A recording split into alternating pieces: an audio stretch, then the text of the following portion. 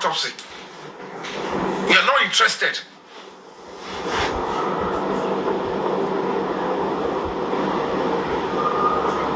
Interested in saying the nurse that injected, we need to ensure that they investigate her background. We need to know if she's a quack, she's a murderer. That is why the nurse is facing light charges. If you are a quack, you are not qualified to do a job, and you went to do it. You know within you that you are not qualified to treat Mohbad. You are not qualified to even give that injection. You are not qualified to even treat him that, and you went to do it. You should know that anything could go wrong. That means you deliberately do it. You are not bothered about the person's life. It is the money you want to get. That means you are a confirmed criminal. You should go down and say, you don't do that. Don't impersonate. She is not a nurse. She is an impersonator, impostor. She is quack, professional negligence, manslaughter. How can you inject somebody that has dreams, that has a child, that has a future? You injected him. If you are truly trained, immediately you injected and you see reaction negative, you will know certainly that you are not trained to even remedy it. All you need to do is, can we pick him up immediately? The only time a nurse will do that and it changes is if we are in the hospital facility. Even in hospital facility, I can tell you all for free, if you inject a patient and it turns out to backfire, if you are not fast, even while you are in the hospital facility, the person can die in the next 5 minutes. So how can a nurse who know that will inject Mohbad and say, let me rush out of the house to go and look for antidotes? How long do you know it will take you to go and come back? How can you now be expecting to meet Mohbad alive? And this was what happened, according to the story. But yet, Yabo is telling us that you have to establish, is it Naira Marley? I'm not saying she's totally wrong. The point is, for her to come out like this, that means Yomi or anybody must have told her that it was Naira Marley that sent the nurse. In the absence of this is not just only criminal, it is a direct visa to prison. A direct visa to prison. Because this did not only offend Naira Marley, it deceived the justice system, it cajoled the entire public, and we used our in conjunction to mess up justice for Mohbad. 2 years we were looking at a different place. And that is why at the end of the day, they are giving us a fake person, a fraud person. That is why Mohbad is still out there looking for justice and is still languishing in the morgue. I'm appealing to all of us. We must come out in our numbers on September 11. Not just because it is the second anniversary for Mohbad. It is a moment of truth. We know now that we protested. This set of people took the lead. And the lead they were leading us then, it was to damnation. They lied to us. They deceived the public. Now that the public are now beginning to get their ass together, we have to reinvent our public outcry and say, now, this is a second chance, Nigerian police. This is a second chance, Lagos State Commissioner for Justice and Attorney General. Don't try. We're not going to accept this nonsense again. You have to remedy this situation and give Mohbad the right justice. And then we have to demand vehemently. We have to speak truth to the parents of that nurse. You cannot stand the anger of the Nigerian public. This is not a threat. The father of the boy said, my son died on Monday. The mother said on Monday. The friend said on Monday. The driver said he got an inkling that Mohbad died since morning. If your daughter is coming to tell us yes, and she's still beating her chest, don't frustrate us.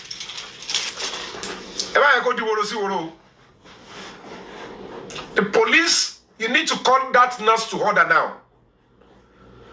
She is inciting the public into serious anger and violence. She is a foul person. She never treated Mohbad.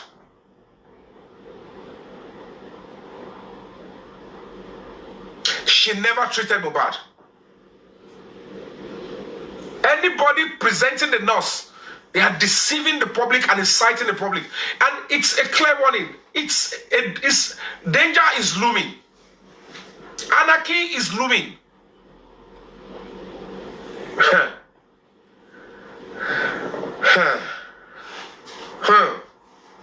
It means what you.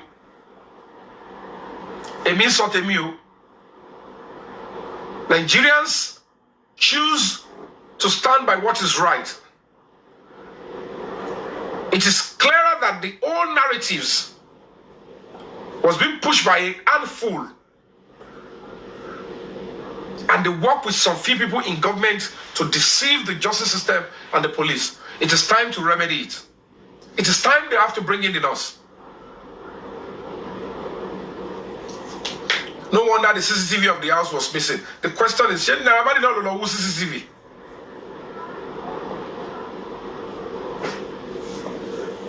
If Yabo confirms Mohbad died inside the house, somebody should tell us, how did Naramali came into the house to inject Mohbad that led to his death? Because you knew Mohbad was actually injected inside that house. We have similarity to them per TV, not to inject. And that is a big lesson for people like Samilari and everything. Forget about it. A lot you are careful. Only stage don't have a candy. There are some certain things they must not find you doing, no matter the provocation. You better walk away. Only level you have a look how I pay me call them about it again. Because still but those people you think or whatever is the reason you are doing it, they won't be there. To have a geruku and bag with fame. And don't have my sharing for me. I will already last my daddy, Jaffe of how you get it. But if they enjoy fame, if they celebrity, it's my luck, I'll call my daddy and they have your locally work. I could remember when I was trying to correct the same Yabo with Babagisha's case. Someone posted it on Babagisha guilty saying. The same Samilari was trying to put on his page, trying to offer or Gumilara. Why would you put that up? If we have corrected her, then she won't try that with you. But it's good by not getting. Oh, what you answer the appeal about she comment section. Oh, she comment section. I won't cut that one shit. Cut that one shit. 1 month on that see your lara. Go watch she comment section. Careful, by ye cook be sorry joko. Share the people how Yabo boy oh strongy. Social media need power because it's a witchcraft. And offline. Or to social media. Don't look. I don't know how strong you did. And me, Masha, back to get my shaker.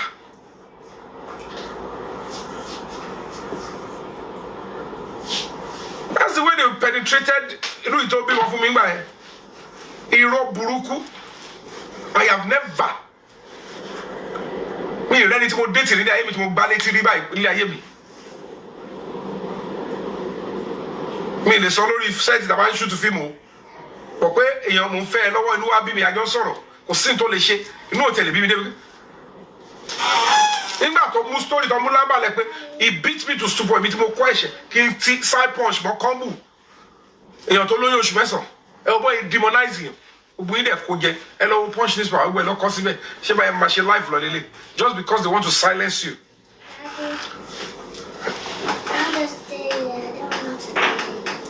And don't talk. And we'll see. No, that's born looking here. He drugged my daughter. He forcefully have sex with my daughter. How true it is that we don't know. But this one, at least, I know this one. At least I say I'm going to do it because she here. Be putting it in their food and in their drinks. Is it that kind of person you want me to support? I need character phone. Hey Joe, shame. How long? The anonymity of social media is allowing us to even allow some people have access to even comment section. So you, Yabo, knew that they are spiking the fruit and the drink of your child. So I'm not in Bogasara. And you did nothing. hard drugs and all of that. Ó ti bá yẹn Naira Marley again. Ó ti yẹ kó tún sọ pé ó ń ṣe drugs. Ó tún láwọn ọmọ òun lọ bẹ̀ wọ́n náà ń bẹ̀rù sára. Kò ń ṣe bọ́ sọ pé once and I fought. Àwọn ọmọ yẹn ń lọ bẹ̀ léraléra. If you check well, tẹ bá lọ wo snap rú àwọn ọmọ ẹ̀ gan. Ó ti lọ sọ́dọ̀ Naira Marley léraléra. Alábàáyé tí wọ́n sọ pé kíní kan jìgàn bàbá ọjà ni. And then you can fight for other people's children without evidence. But you have evidence that your children will list, because at least you have your children in your capacity. You can actually use it to substantiate that they should run a test on their blood. You start again. My toy is down. Leave it now. I'm talking. Is it taking them away? So, yeah, close the door. Good, go. Go and meet. Ẹ̀yin tẹ́ ń tẹ̀lé. Ṣebí gbà tẹ́mi rí pé mo ń jà fún justice for Mohbad. Mo rí pé mo ṣe kí ni ó yẹra ń jọ sí. But there was no chance to take my son along. I came back. I kept on fighting for Mohbad. I wrote to the British Embassy. When I got the clearance, mo jàjàjà dé stage kan. Wọ́n á rí pé okay bí mo jáde yìí, mo ti bá aṣẹ́ yẹn tóbi tó lápẹ̀rẹ̀. Wọ́n ti rí pé ohun tí bọ̀bọ̀ yìí bá a kò lọ yìí, level nǹkan máa jábọ́ bẹ́ẹ̀. Gbogbo yìí tẹ̀sẹ̀ rí tó ń gbé jáde. Iṣẹ́ tí mo ti ṣe ní o, èmi ò kọ́ bọ́bọ́ yẹn, èmi ò lè máa fi yíbára ètè máa lẹ́nu pé mo ṣe nǹkan ni o. Ó máa tó yé gbogbo yín, ẹ máa padà wá, ẹ máa rí pé so ìwọ ló forí lọ, mo sọ pé àwọn ọkọ mi wà mí lè ṣàlàyé sìn. Mo wá fa gbogbo bẹ́yẹn ní level yẹn. Wọ́n wá rí pé ibi tí mo ti ara bọ̀ pé àwọn ìtì rìn yó. Wọ́n ní kí n máa bọ̀ nu páńpẹ́. And I got a clearance for my son. Nígbà tí mi ìyá wèrè. I fought for my son. Okay, let's go first, boy. Let me take you to Calvary. And I will continue the struggle. So why would your favorite, very dark man began to speak like, I'm not saying they should not investigate whoever they suspect. I am only saying that if you want to investigate this kind of a case, it is natural for you to start with those that are within this person within 48 hours, 24 hours. How can a police from a state like Lagos State abandon the primary suspect and go for the tertiary suspect, not even secondary? Ṣé ó kó gbẹ̀wà ni ta ló lọ lò gbẹ̀wà gan? Ta ló lò gbẹ̀wà tó lò lòkulò? Ṣá ń ṣe àwọn èèyàn fi sí public position ni? Because we don't question them. They will look at us and say, because they have this government position, they can turn all of you to slaves. Because all of you are only powerful on social media. When it comes offline, you are all missing.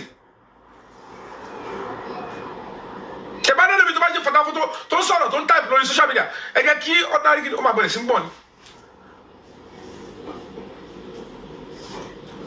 Now they list your own child with hard drugs. If it's time, I power tap. I command my move in. I power tap. Come back live show. You know that is saying, oh more, oh for me gifts. You last what you really. Me shall act if you move to move. And never cut the show. Time on see over take. You can't on movie. Oh, ready at the gift. And then cut the show. The film power. It's a way. Wala let it issue. Ṣé kí lọ jalè lóyún bàbí kí mi náà máa lọ rọ́ọ̀nù gan-an ṣe bí orí wàhálà náà la fi débi táwa àbí ṣé London jọbi tó kọ́ mi tí wọ́n á jókòó sí mi ò níṣẹ́ mi ìṣàbọ̀ ń bì mi lọ act film mi lọ ṣẹ́mc mo gbọ́ ọmọ sáni èmi ọmọ lọ school dáadé I want to peace pàmò lọ́tọ̀ dáadé I want to ṣe kíní kan ìyẹn wà bẹ́ẹ̀ ń gbádùn ó ń gbòkó sára lọ èmi wà bí èmi gan pa abẹ́rẹ́ ẹ̀ẹ́dùsùn pé dáadé again alápèpá ni ara gálà ti fi ọ̀tá ń bí. What happened? I did to speak around. She pushed me. Ah, that's bad though. Yeah, come and stay here. Stay away from her. And I don't want noise. So, you last one, really. This is how the sacrifices, struggles like this require. On social media, they will make you think it's a walkover. Just talk on social media alone. I'm not just talking on social media. I have a structure and a platform that can pursue it to the end offline, deeper than what you can expect. Because there are some evidence. If you throw it on social media and you don't package it yourself and take it to the right authority, it will end this in here. So you will enjoy the moment. Oh, it brought revelation. But they are working to ensure that act on it. But when you complain with vital evidence, police will look into it. Then you realize that these people are not that powerful. And that is what we are doing. That is where the danger is more. Because that is where they will wait for you. Let's ambush him. Let's find a way to hurt him. And that is the risk we have been taking since August 2024. Since I have never stopped fighting for a day. No holiday for a day since August. Bashing here and there. They've cooked up a lot of people on social. You can see them now. Each of these celebrities have their own stuff they will engage. Their own social media keypad warriors.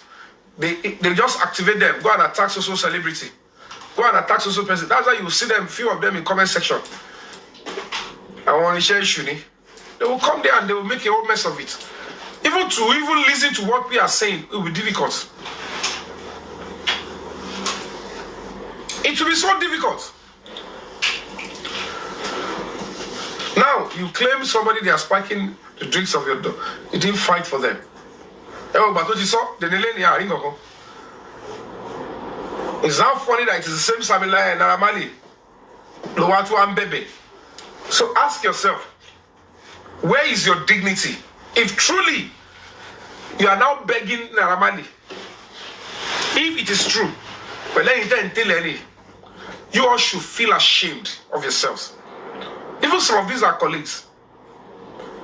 How can I be begging somebody who has been spiking the drinks of my son or daughter with hard drugs? It's because probably they are all lies. Or maybe my own children are even confirmed hard drugs takers. They did it on their own, voluntary. Maybe the sex, if there was sex, maybe it was a voluntary sex. At least when they were bringing flour, you two, you collect. Love flour. We don't know what happened afterwards. Shane, was it complimentary? She complimented the flour. We don't know. Come on, say.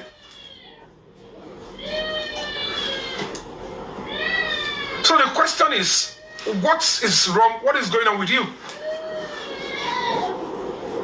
You have done a video to claim that a musician, the same offense is Pop Daddy. So when it's a Pop Daddy, a cancer Pop Daddy, although accusing maybe until we are falling in you. You put your way. Thomas was only Bugoton lie detector. I'm going to one parombe. Because any tomatin drug young girls. What is she sex trafficking here? Because why would she be drug? Why would Naramali be drugging your daughter? But the question is, when people like this come out and they say it, and with the godmother, that's how they godmother your children. She Naramali fibo ko unfagbori. Davido fibo, whiskey no fibo. So if you allow your children to fraternize with such people, don't have cocaine tele, don't be tegbo, I become for tele. I become coffee EOB, coffee jegbo.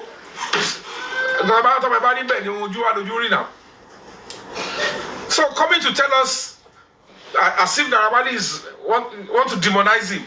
The Coco is an attempt to demonize him. So if it is confirmed that you are even begging the person that was lacing the drugs, spiking your children's drink and food or whatever with hard drugs. I know our boys Larry, social media, don't be colossal. Don't book it. So if you found somebody in Naramali's house who is taking colos, if a colos, I want you to big offer colos, I don't want you to want my colos, Baba offer, but my Baba area woman with it. What's the Boja Sara, Oluoja, Ewa Montimobi. But they will stake so many things. But by any I miss Naramali, but he was telling so far Naramali lo funin koko, what he low, what she back on, a shable video, donation, everything low. Ngba to ma padà lọ interview bobo yẹn mo o send sí mi mo abu okay mo rí ni. I saw it. Only do you miss Naramali? Only yes, I miss Naramali. He's a good person. Ah! Mo lele o ti ero ti yabo mo ti e.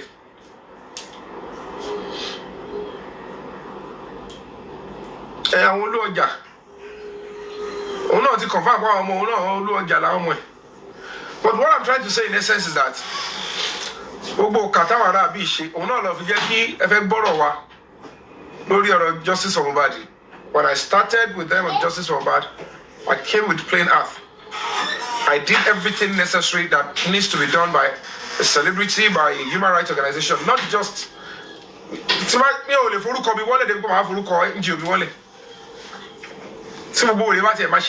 When my NGO is involved, where I have people that are board of trustees, I have serious organizations that are tied to me.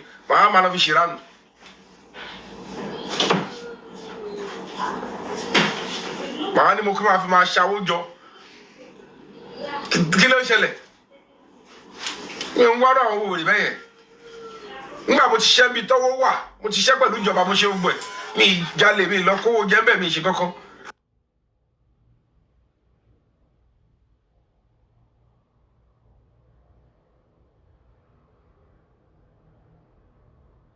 Màá bọ́ta tí mo ti lórúkọ tèmi tí mo rò pé let me just help the public, let me explain my part.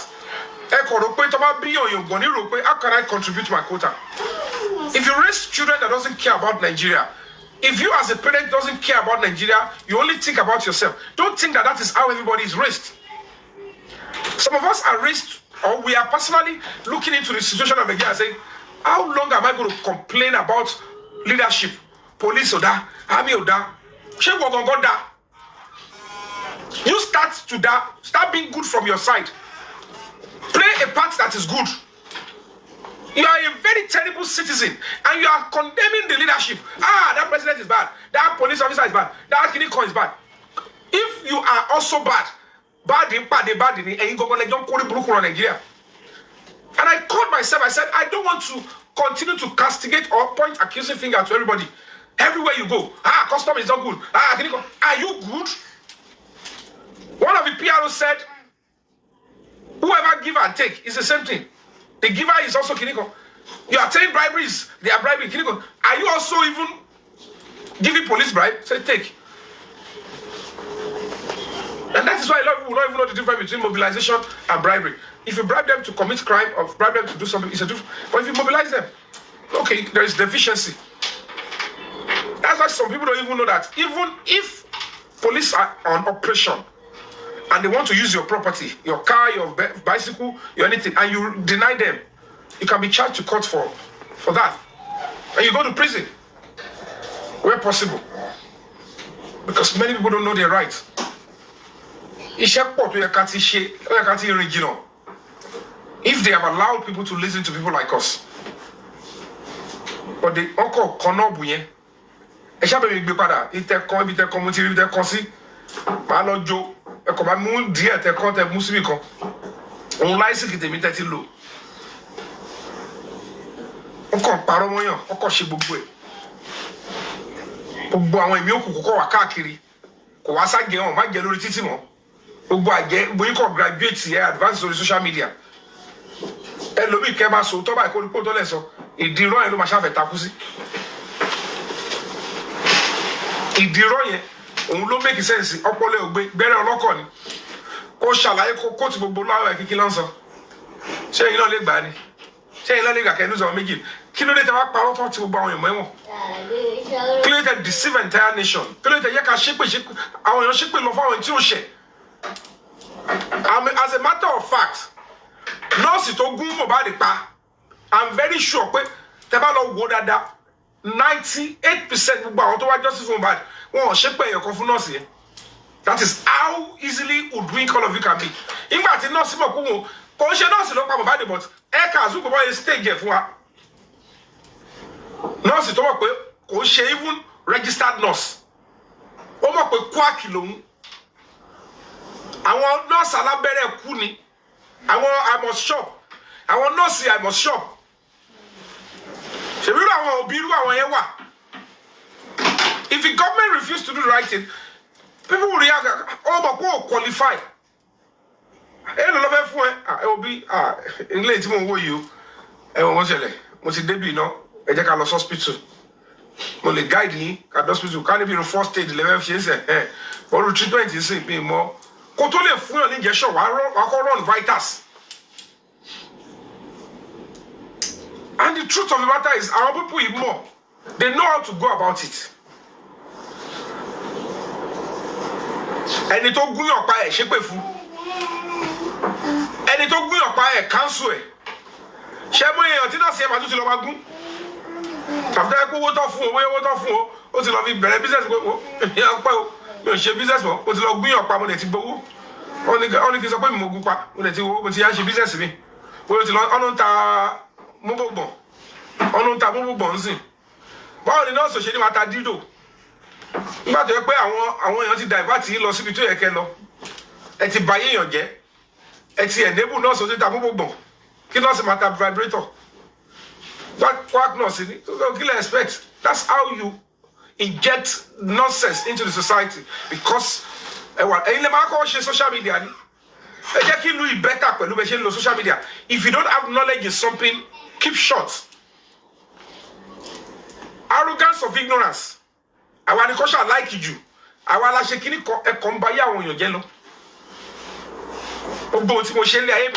justice. Plain truth and honesty. Justice in Moshe. But then Baru come and get there and they allow it. Shemo one out on Wabagela till let 30 money. On confirm that. O said, so I shall do the woman. Show a key. You will be telling my voice in because of what volume yes here, Lola. Because they know when I was growing up, they know what I stand for. If I speak, I stand on what is right. I express myself on what is very of importance to the society. I don't want the public, I don't want oppression, I don't want persecution. I want the rule of law to take its course. But I want people to blog you. Okay. All of them blog here. And we are not going to blog here. Until they stop comment section. And we go then. Hey, go and do it there. Oh boy, what else? No, we go. Yeah, go. Ọlọ́run nìkan ni o. Ẹ̀mí Google ló sọ̀yà. Ẹ power tap.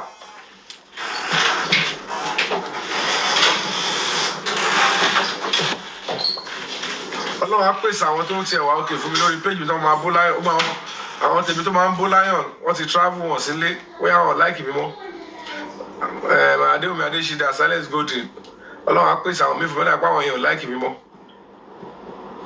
Wọ́n lè wá sọ pé àìwò péjì ẹ̀ báyẹ̀ pé àwọn tó ń parọ́ fún yín ni kọ́ máa ranjú sọ ẹ̀ sáré bu fún wọn tẹ̀lé fi ń bá tèèyàn jẹ́ àwọn táwọn sọ tán sí ẹ̀rí kó lóòótọ́ ń lẹ́ni èmi ò lè máa sun orí ẹni o pé lè máa sun tọ́kì máa sun orí ẹni o mo sọ́ọ̀rì gan olóòótọ́ tèmi máa sun kúṣí máa sun orí bàbá múkàfò gidi èmi ò lè máa fi àjẹrà mi máa sun tọ́ ẹ̀yin lẹ́mu olóòótọ́ tí o fẹ́ lẹ́ni ẹni bá wò ṣé òótọ́ làwọn tó ń ṣe WhatsApp group yẹn ni ẹ mú iye kan tẹ́ra fún wọn tún ẹ tún ṣe dive fún wọn sínú first class plane torí pé irọ́ ló pọ̀ jù ẹ bẹ́ ẹ tẹ kiri síbẹ̀ fẹ́mi ẹ tẹ normal kiri fẹ́mi ẹ tó tọ́ ìpele òní lẹ́ni kí n máa sùn lẹ́lẹ́ kára máa romi ni ẹ tẹ kiri síbẹ̀ ẹ ti láìkẹ́ bá tẹ̀lé àwọn onírọ́jù àti sọ̀tọ́ ládàrọ̀ sí ẹ ní ṣe normal ìwọ tó bá jẹ́ àwọn tó parọ́ fún yín ni ọlọ́run bóyá èrògùn tó pọ̀ Nàìjíríà dáì pàwọn ẹlẹ́mìí òkùnkùn pọ̀ àwọn tó jọ́ òrìjìnà lọ Nàìjíríà ẹgbẹ̀rún sọ lórí Instagram ilé ìsẹ́fúnsẹ́ẹ̀dì mẹ́fẹ̀ẹ́. The case that read the case later. So we are demanding. We need to come out on the 11th of September. We not talk about we on my tache ezita. On fi koba government aṣíwájú. Ṣé bẹ́ẹ̀ ni mo ń parọ́ ni? Ṣé ẹ ti rí pé ẹrù wà lẹ̀ ẹ mọ̀ kọ́ bí tán ṣe lọ? Now people will start believing me. If somebody like me give an intel stuff out, you should know that. Hey, don't be shiri. Can't even go Yomi and all the fellow Tafa.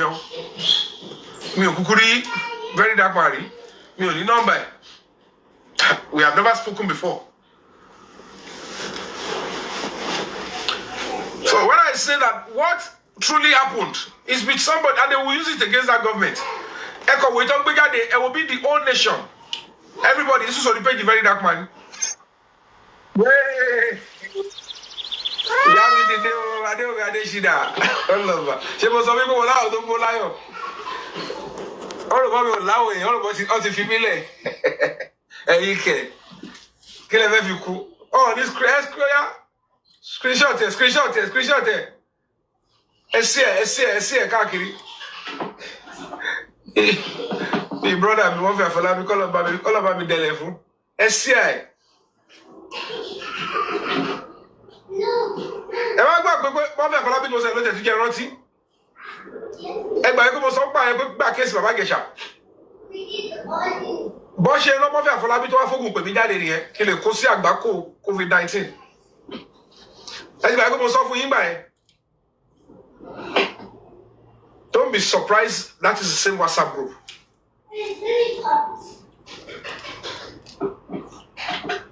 Wọ́n á lo ẹni tó wà lẹ́gbẹ̀ẹ́ wọ́n á lo aráàlú ẹ̀ wọ́n á lo wọ́n kàn ṣe kàwé ní indọ́sírì yẹn. Wọ́n kọ́ náà bùṣeré ni torí àwọn ọlọ́ṣàfẹ́ wà bẹ́ẹ̀. Tí mo fi wọṣọ tí mo fi tẹ̀lé mi wọ̀n. Bàbá Ìjẹ̀ṣà yẹn gan tó fi délé yẹn bí olúndù tó fi jókòó kò ní mọ̀. Torí tó bá jẹ́ pé ó máa yí pa ọlọ́pọ̀lọpọ̀ ọlọ́wọ́ àtàdúrà. Nígbà tó fóògùn pè mí jáde pé kí n lọ wọṣọ kí wá èmi tí mo ṣẹ̀dí láti lo ìbò nígbà COVID tí mò ń dọ́jì tí gọ́ọ̀mẹ̀ntì tó ń wá mi tó fẹ́ rán mi lọ ẹ̀wọ̀n. Yomi yẹn kẹ̀. Wọ́n ní ilé wà pẹ̀lú àwọn tó wà pẹ̀lú this set of people. Yomi ìṣá apọ̀ wà ní kani. Òun ló ṣì ń yí lórí pé who is this Yomi? Agbára wo ló ń lò? Kí ló wà pẹ̀lú ẹ̀? Ọlọ́run ni ìyá mi ò dẹ̀ fi mí lẹ̀.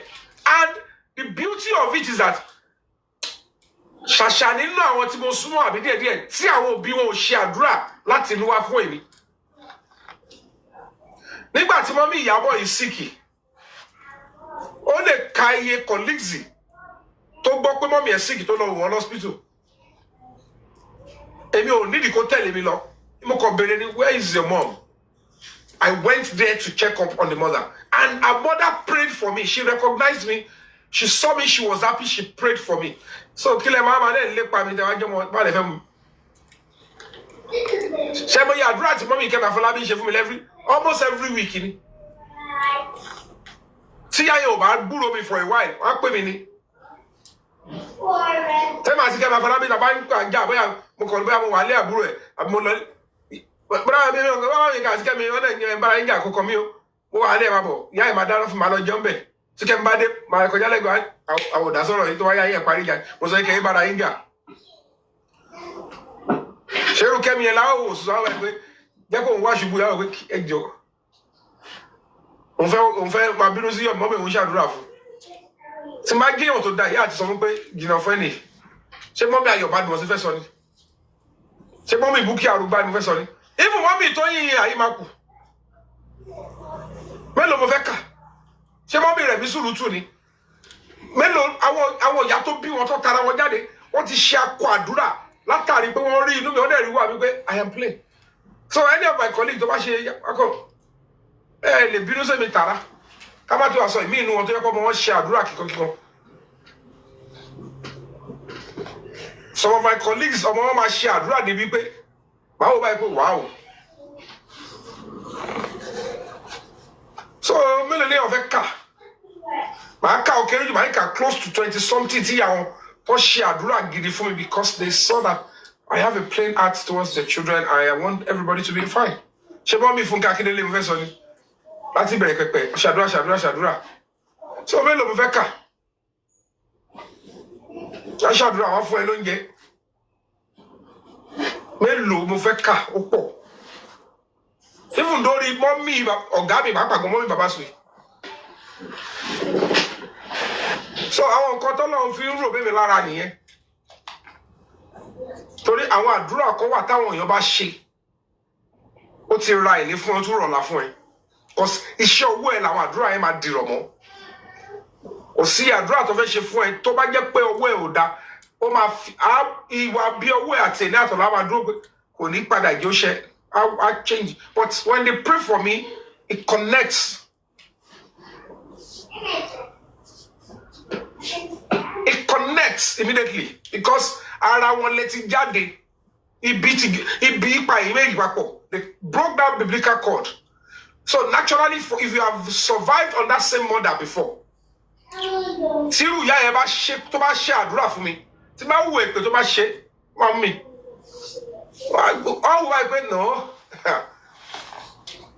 Ìwà àdúrà lẹ́ni ló tọ́ sẹ́ni. Mi ìdọ́rẹ́ mọ̀ ṣe eye service pé ìyàbọ̀ yóò tó bá ti wà lọ́dọ̀ wọn mi lọ hospital pè mí kí wọ́n á kí wọn. No. I hold out that responsibility. Kí ló tó máa ń jókòó bí kan tó máa wá ṣubú mi? O ṣe live video. Mo ń jà fún human rights. Mi sọ pé ẹ̀kan nílà láti báyọ̀ sùn. I'm only quoting human rights laws. It's a serious criminal offense. Gbogbo nǹkan tó fi ń bú mi. Ẹ wá yẹ̀mí yẹn máa ṣe. Màá wá one of our videos. Ẹ wá wò. Ẹ máa wò kẹ́lẹ́ wá. Kẹ́ máa wò pé kẹ́ wò nǹkan tó ń sọ lẹ́nu ń pa mi. Kò sọ pé mo sọ pé bàbá Ìjẹ̀ṣà ó nílà láti bọ́ mọ́ sùn. Kò yẹ kó mo sọ pé kìíní kan ẹ máa wò. Mo ń àgbéjáde fún yín sẹ́ẹ̀rì.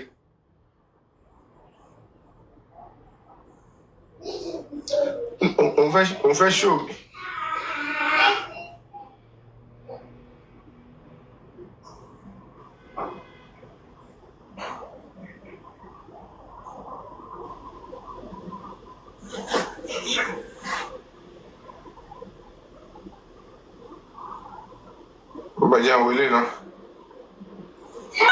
Life moves fast, so do we. Send money quickly with Remitly. Download the app today. I have 2 girls, a 4-year-old and a 6-year-old. We've probably been using radio.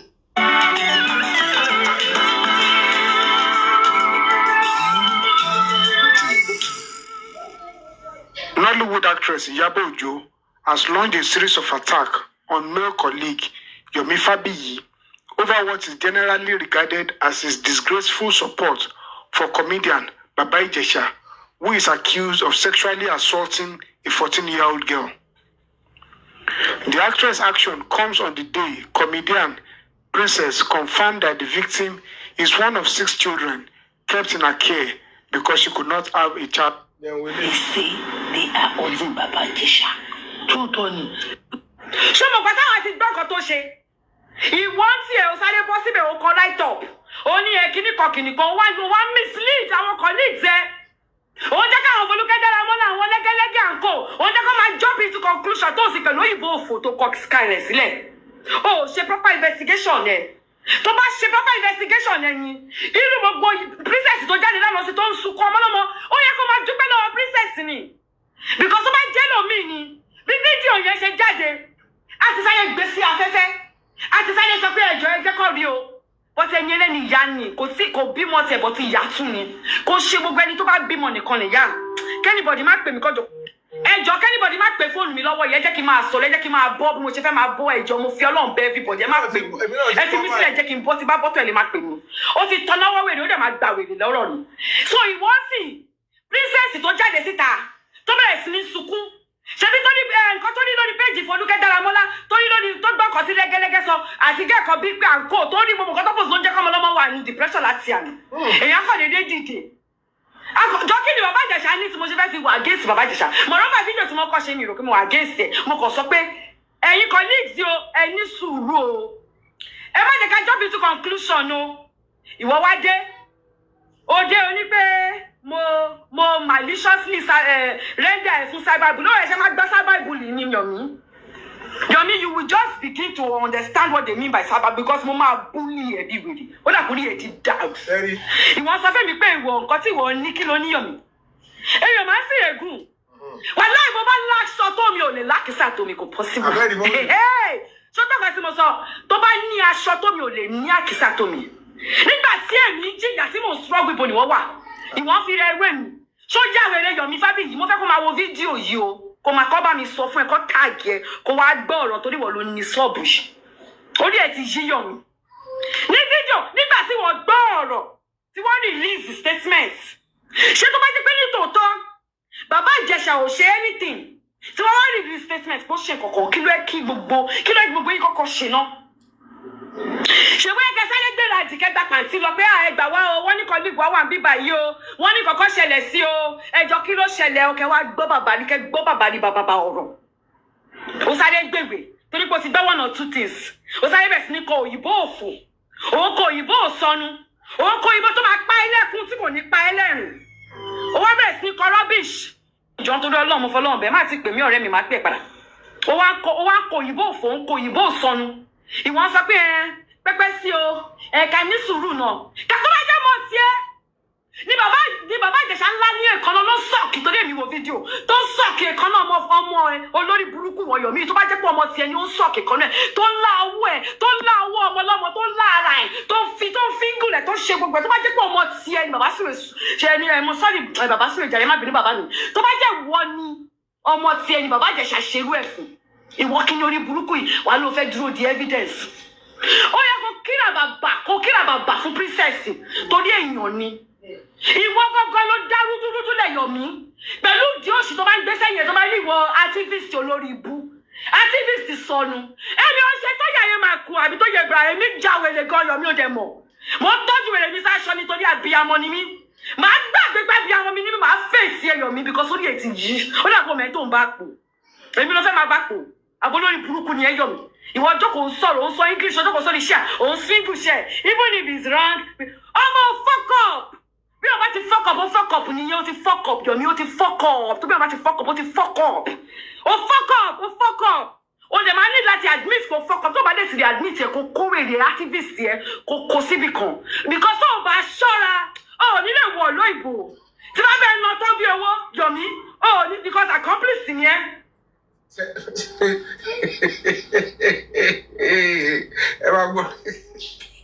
ẹni tó bá ti ń support rapist wọn gan accomplice ni ẹ tó bá ṣọ́ra wọn máa blacklist orúkọ ẹ di because ó dàbí pé orí ẹ ti yí ó mọ̀ mí ṣá Ìyábọ̀ Òjó lórúkọ mi Ìyábọ̀ ọmọ ògúnrọ̀ Alice mo báàdì gan tí bá wọ kéèsì ẹ máa wọ tán ni èmi ò pariwo mi ráyè ariwo ṣọlá ariwo sóun jẹ́ kí n máa pa igan mi láìkẹ́ máa bẹ́ẹ̀ iná tán bí owó Yomi èmi kúrò nínú àwọn tó lè bá fi kàyín mo kúrò nínú àwọn tó máa fi sọ̀rọ̀ ṣó ti gbọ́ mi máa fèsì ẹ àti gbogbo àwọn olórí burúkú tó ń fọ́lù ẹ̀ tó jẹ́ APC tó ń kọ rubbish comment ẹni bá sọ pé kọ́ delete fídíò ọmọ yẹn sórí social media gbogbo yín pátápátá ló máa mú ọmọ yín ló máa dún ọmọ yín ló máa rape ọmọ yín àwa wo nǹkan tó fẹ́ ṣe tó bá dìgbà yẹn wo ayé yín máa bàjẹ́ ní gbogbo yín pátápátá tẹ bá sọ pé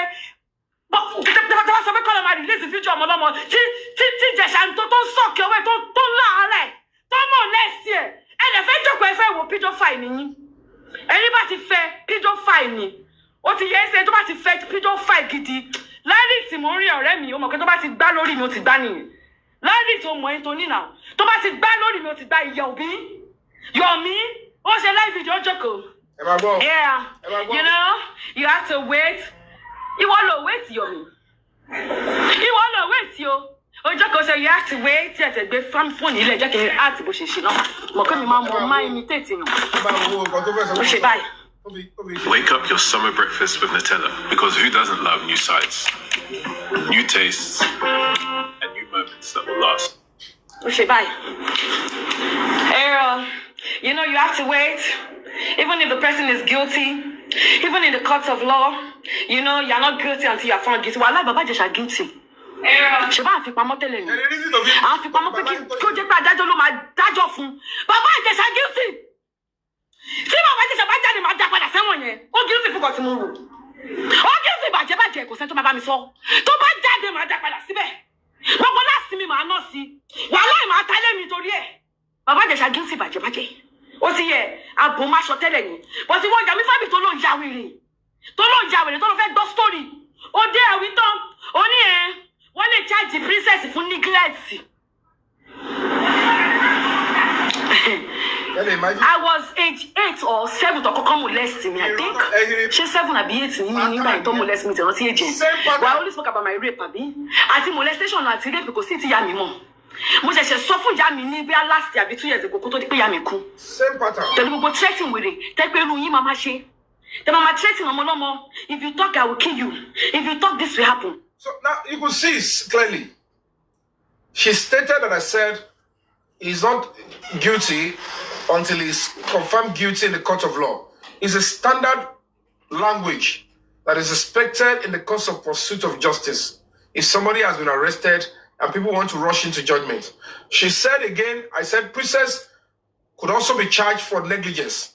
Parental negligence is a serious criminal offense in Lagos State, child protection law. She attacked me because of that too. Look at the way she's doing the video. Same video, don't be bringing Naramali down. She did the same thing with me. And that is why you realize that 2-3 million followers. Story film to better me. And a film that young producible. If there is anything she leverage upon, it's our film, our Mukari. Our build Kotiwa and Geya. But with videos like this, confirming she was going to bully me when I have never done anything to her, I was only explaining the general angle. And you understand, of the whole matter. Now, look at it. If you want us to connect, the reason was because she was not an activist then. People knew that Yomi Fabiyi is an activist and they were like, you are silent because it involves your. I said, no. Why are you making it looking as if we saw the video online and we are not talking? Police only issued a statement. We don't know whether it is true or not. We don't know the level of investigation they've done. They said they just arrested him yesterday. They would have to conclude their investigation. And if they confirm he is guilty, then so be it. So I released a statement in my own capacity as the actor. You have been given human rights ambassador, American embassy, and you are not talking. She didn't allow me to do my job. She destroyed career.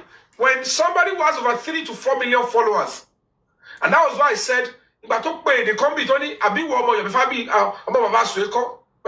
said, I need to find a way to respond back. And I need to tell my own story. I can't be doing this with her then. We're not in the same class. But the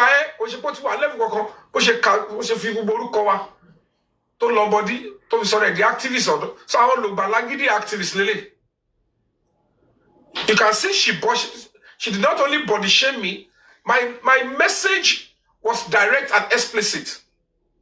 If she had allowed the rule of law to take its course, Princess should be in prison by now. Because they wouldn't want all of you to understand that in spite of the fact that they were able to perfect that setup, what they did, prerequisite for Princess action is error. It does not have propensity in law. And the moment she's able to maybe talk to them or look for a way to say, this is a loophole, let me take advantage of it, then you start destroying your colleague's life. You cannot attack your colleague. Most especially,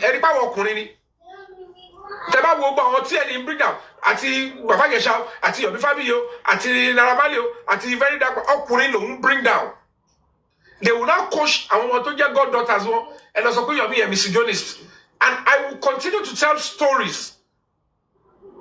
Mo ti pè sí fíìmù rí tó ní kémi gbé fíìmù yẹn wá sí Lẹ́kì. But mo ti pè mí sí fíìmù rí tó gbé mi lọ sọ́nà Ẹ̀pẹ́. Owó tó ní ló fún mi. Mi ò charge ẹ̀. Ìwọ ṣàkóso bá mi act ńbẹ̀, ìwọ kọ́ ló kọ́ mi ṣe fíìmù. In fact, hotel tó lọ gbà fún mi gan Ẹ̀pẹ́ ni mo lọ sùn. Aṣútù fíìmù ní Lẹ́kì. Ẹ lọ fòtẹ́ẹ̀lì sí Ẹ̀pẹ́. I still drove miles. Not so tell you, but more crumb with gratitude. But okay, good. Bobo mi o kì í sọ kíni kan ẹ kọ lọ fún 50,000 wà tó fẹ́ bẹ́ẹ̀ ni bọ́m sí mi. But ẹ fún mi lọ́wọ́ nígbà tí bẹ̀rẹ̀ pẹ̀pẹ̀ lọ́dún náà lọ ní Potomac Hotel. Onígbà tó ń ọ̀sùn gbọ́dọ̀ 2003, I don't know what you're doing. Only hairdressing salon. Only ní ìlú Péjú. I have already got political appointment at the Lagos State House of Assembly. Ṣé máa bá báyìí máa compete àbí ká bá gbéraga lórí social media? So now, if you see the way this happened now, the reason the Princess no fi set Baba Gesha up only because ọmọ yẹn sọ fún èèyàn kan ó ní Baba Gesha sọ pé Baba Gesha bóun sùn when she was 7-year-old. Otu kikokoro bonu ìdí òun ó fi ṣe ogbo ẹ bèrè pé evidence yẹn dà And Kowashibo evidence they call.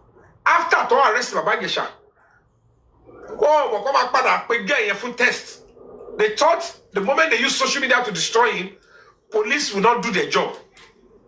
In they went into action and said, let's do the job. Oh yeah, bring that girl for test. They now realized they found sperm on the girl's body. Not only sperm, the doctor's report said, what she is virgin on him. Healing broken hymen. A hymen was recently broken, and want to wọlé síbẹ̀ later. Not if that virginity, what she shared wọlé síbẹ̀ dada. And that girl, she's a young adult, in my own opinion. Because I want to confirm, 14-year-old, I can tell you for free. At the princess, at the Yabo, at the Baba Gesha, at the Lagos State government, at Olokpa, none of them has evidence of age of that girl. Only ESA and because after Lagos State government charged Baba Gesha with 6 count charges. So far, so good. He has been found innocent of 4 out of the 6 count charges. The first 2 count charges at the trial court, he was found innocent of it. So, 2 count charges here, Baba Gesha lost life imprisonment. The trial court, Justice Oluwatayo, they removed it. No. This man did not commit that kind of offense. The Meritoku would proceed to appeal court. When we got to the appeal court, they said, but these two it's a lie. This man, there is no evidence here to show that he even slept. And the fact that so why would princess say it's a lie. What can we destroy? If they accept to pay, people imagine here. If they accept to pay, natural crime. They orchestrated it to destroy his life. It's like Potiphar's wife coming to say Joseph wants to rape me. Why the kid want to share you? She want to yara again. The kid want to yara again. Corison now, but Joseph who wrote the Bible. Corison or by him believe Potiphar's wife is speaking the truth. Because how will you explain it? What were you doing in your boss? How she was cajoled to get in there is a mystery to the king. They sentenced Joseph to life imprisonment. They don't know go she lórí ọ̀fẹ́ gbà. Ọba Yahweh. And it's all them Puyabi. This is what was on the prime minister. And he called Dupiki. So they ambushed Baba Gesha into misfortune using an adult, a young adult. Because all the Yahweh they call you anything to age can be set in hope. And we were trying to explain to this Yahweh that princess will go down for parental negligence. You claim they defiled a 7-year-old under you. Someone you Tony, someone you law school. You choose to lie to the government and the government and Lagos State government. They covered you up because people like this girl, my own close job, they were covering many things up. For the advocacy, your family come free will. What I call money, how can Lagos State government prosecute somebody? Princess Wame, oh my God, you arrested the guy. Lagos arrested it. Oh, that Dabola Nicola. Oh, consular statement, girlfriend, the princess. I'm going to tell you something, 14-year-old. The only girlfriend, the statement is there, long go. And the flag. So at the end of the day, I said, you have to look into this. I said, princess committed another crime. You groom a minor into submitting her body for sexual. You can't do that. That is grooming a minor for sexual activity. How can you claim as a parent of a gather evidence? You now ask a child or a minor to submit her body. Even if it is 30 seconds. I just want him to touch you so that I will know you always do it. That means you want that child to suffer PTSD. It is a criminal offense. You don't do that with a child. The debt we owe every child is protection. Could get anybody, but she's just saying it and all of you are supporting her. And you are destroying my own name. I said, how can you put camera to want to record? It's the same law that if you sentence Baba Gesha, if the girl was 14. if you want to hold on to that 14, follow the right process of the law. How can you set a camera in advance? The camera was not in a living room.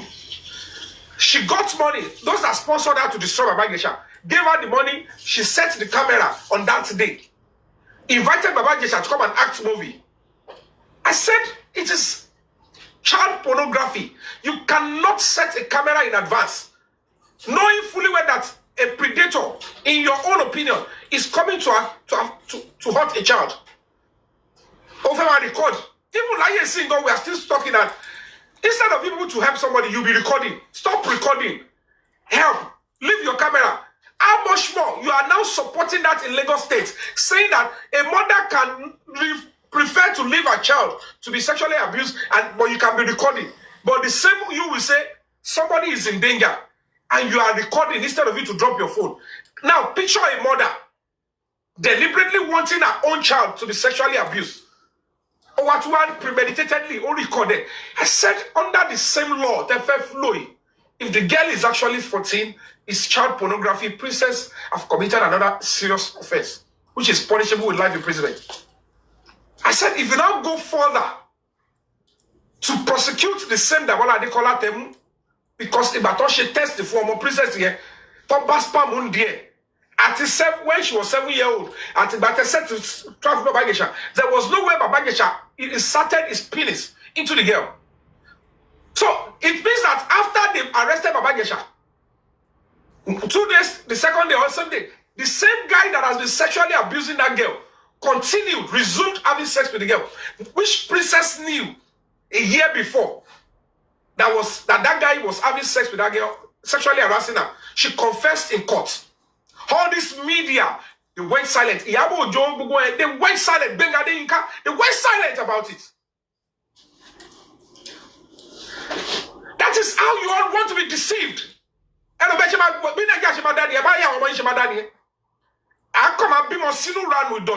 The country will continue to deteriorate. I stood up, I risked my life to say, let me expect my society. Can you tell me, Baba Ijesha we are princesses who are involved. I'm only speaking the right thing, like as an activist, as a human rights ambassador. Let me just do all that. And I explained. Everything was tendered in court on Dori and Skodori. That is a society. You are all the same. I have a problem. Search within yourselves individually. Hey, there you go, bossy. Because people speaking the truth, you will want to destroy them and elevate those people that are deceiving you. Look at the own nonsense she did in my name. This is serious aggression against an activist. It's a serious criminal offense. Body shame.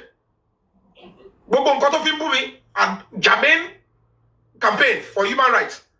Rights to fair hearing and fair trial. Rights to bail. The child rights protection law, that the girl, she's got rights to protection, and princess was negligent against her. But you are airing your own opinion. I'm not disturbing you.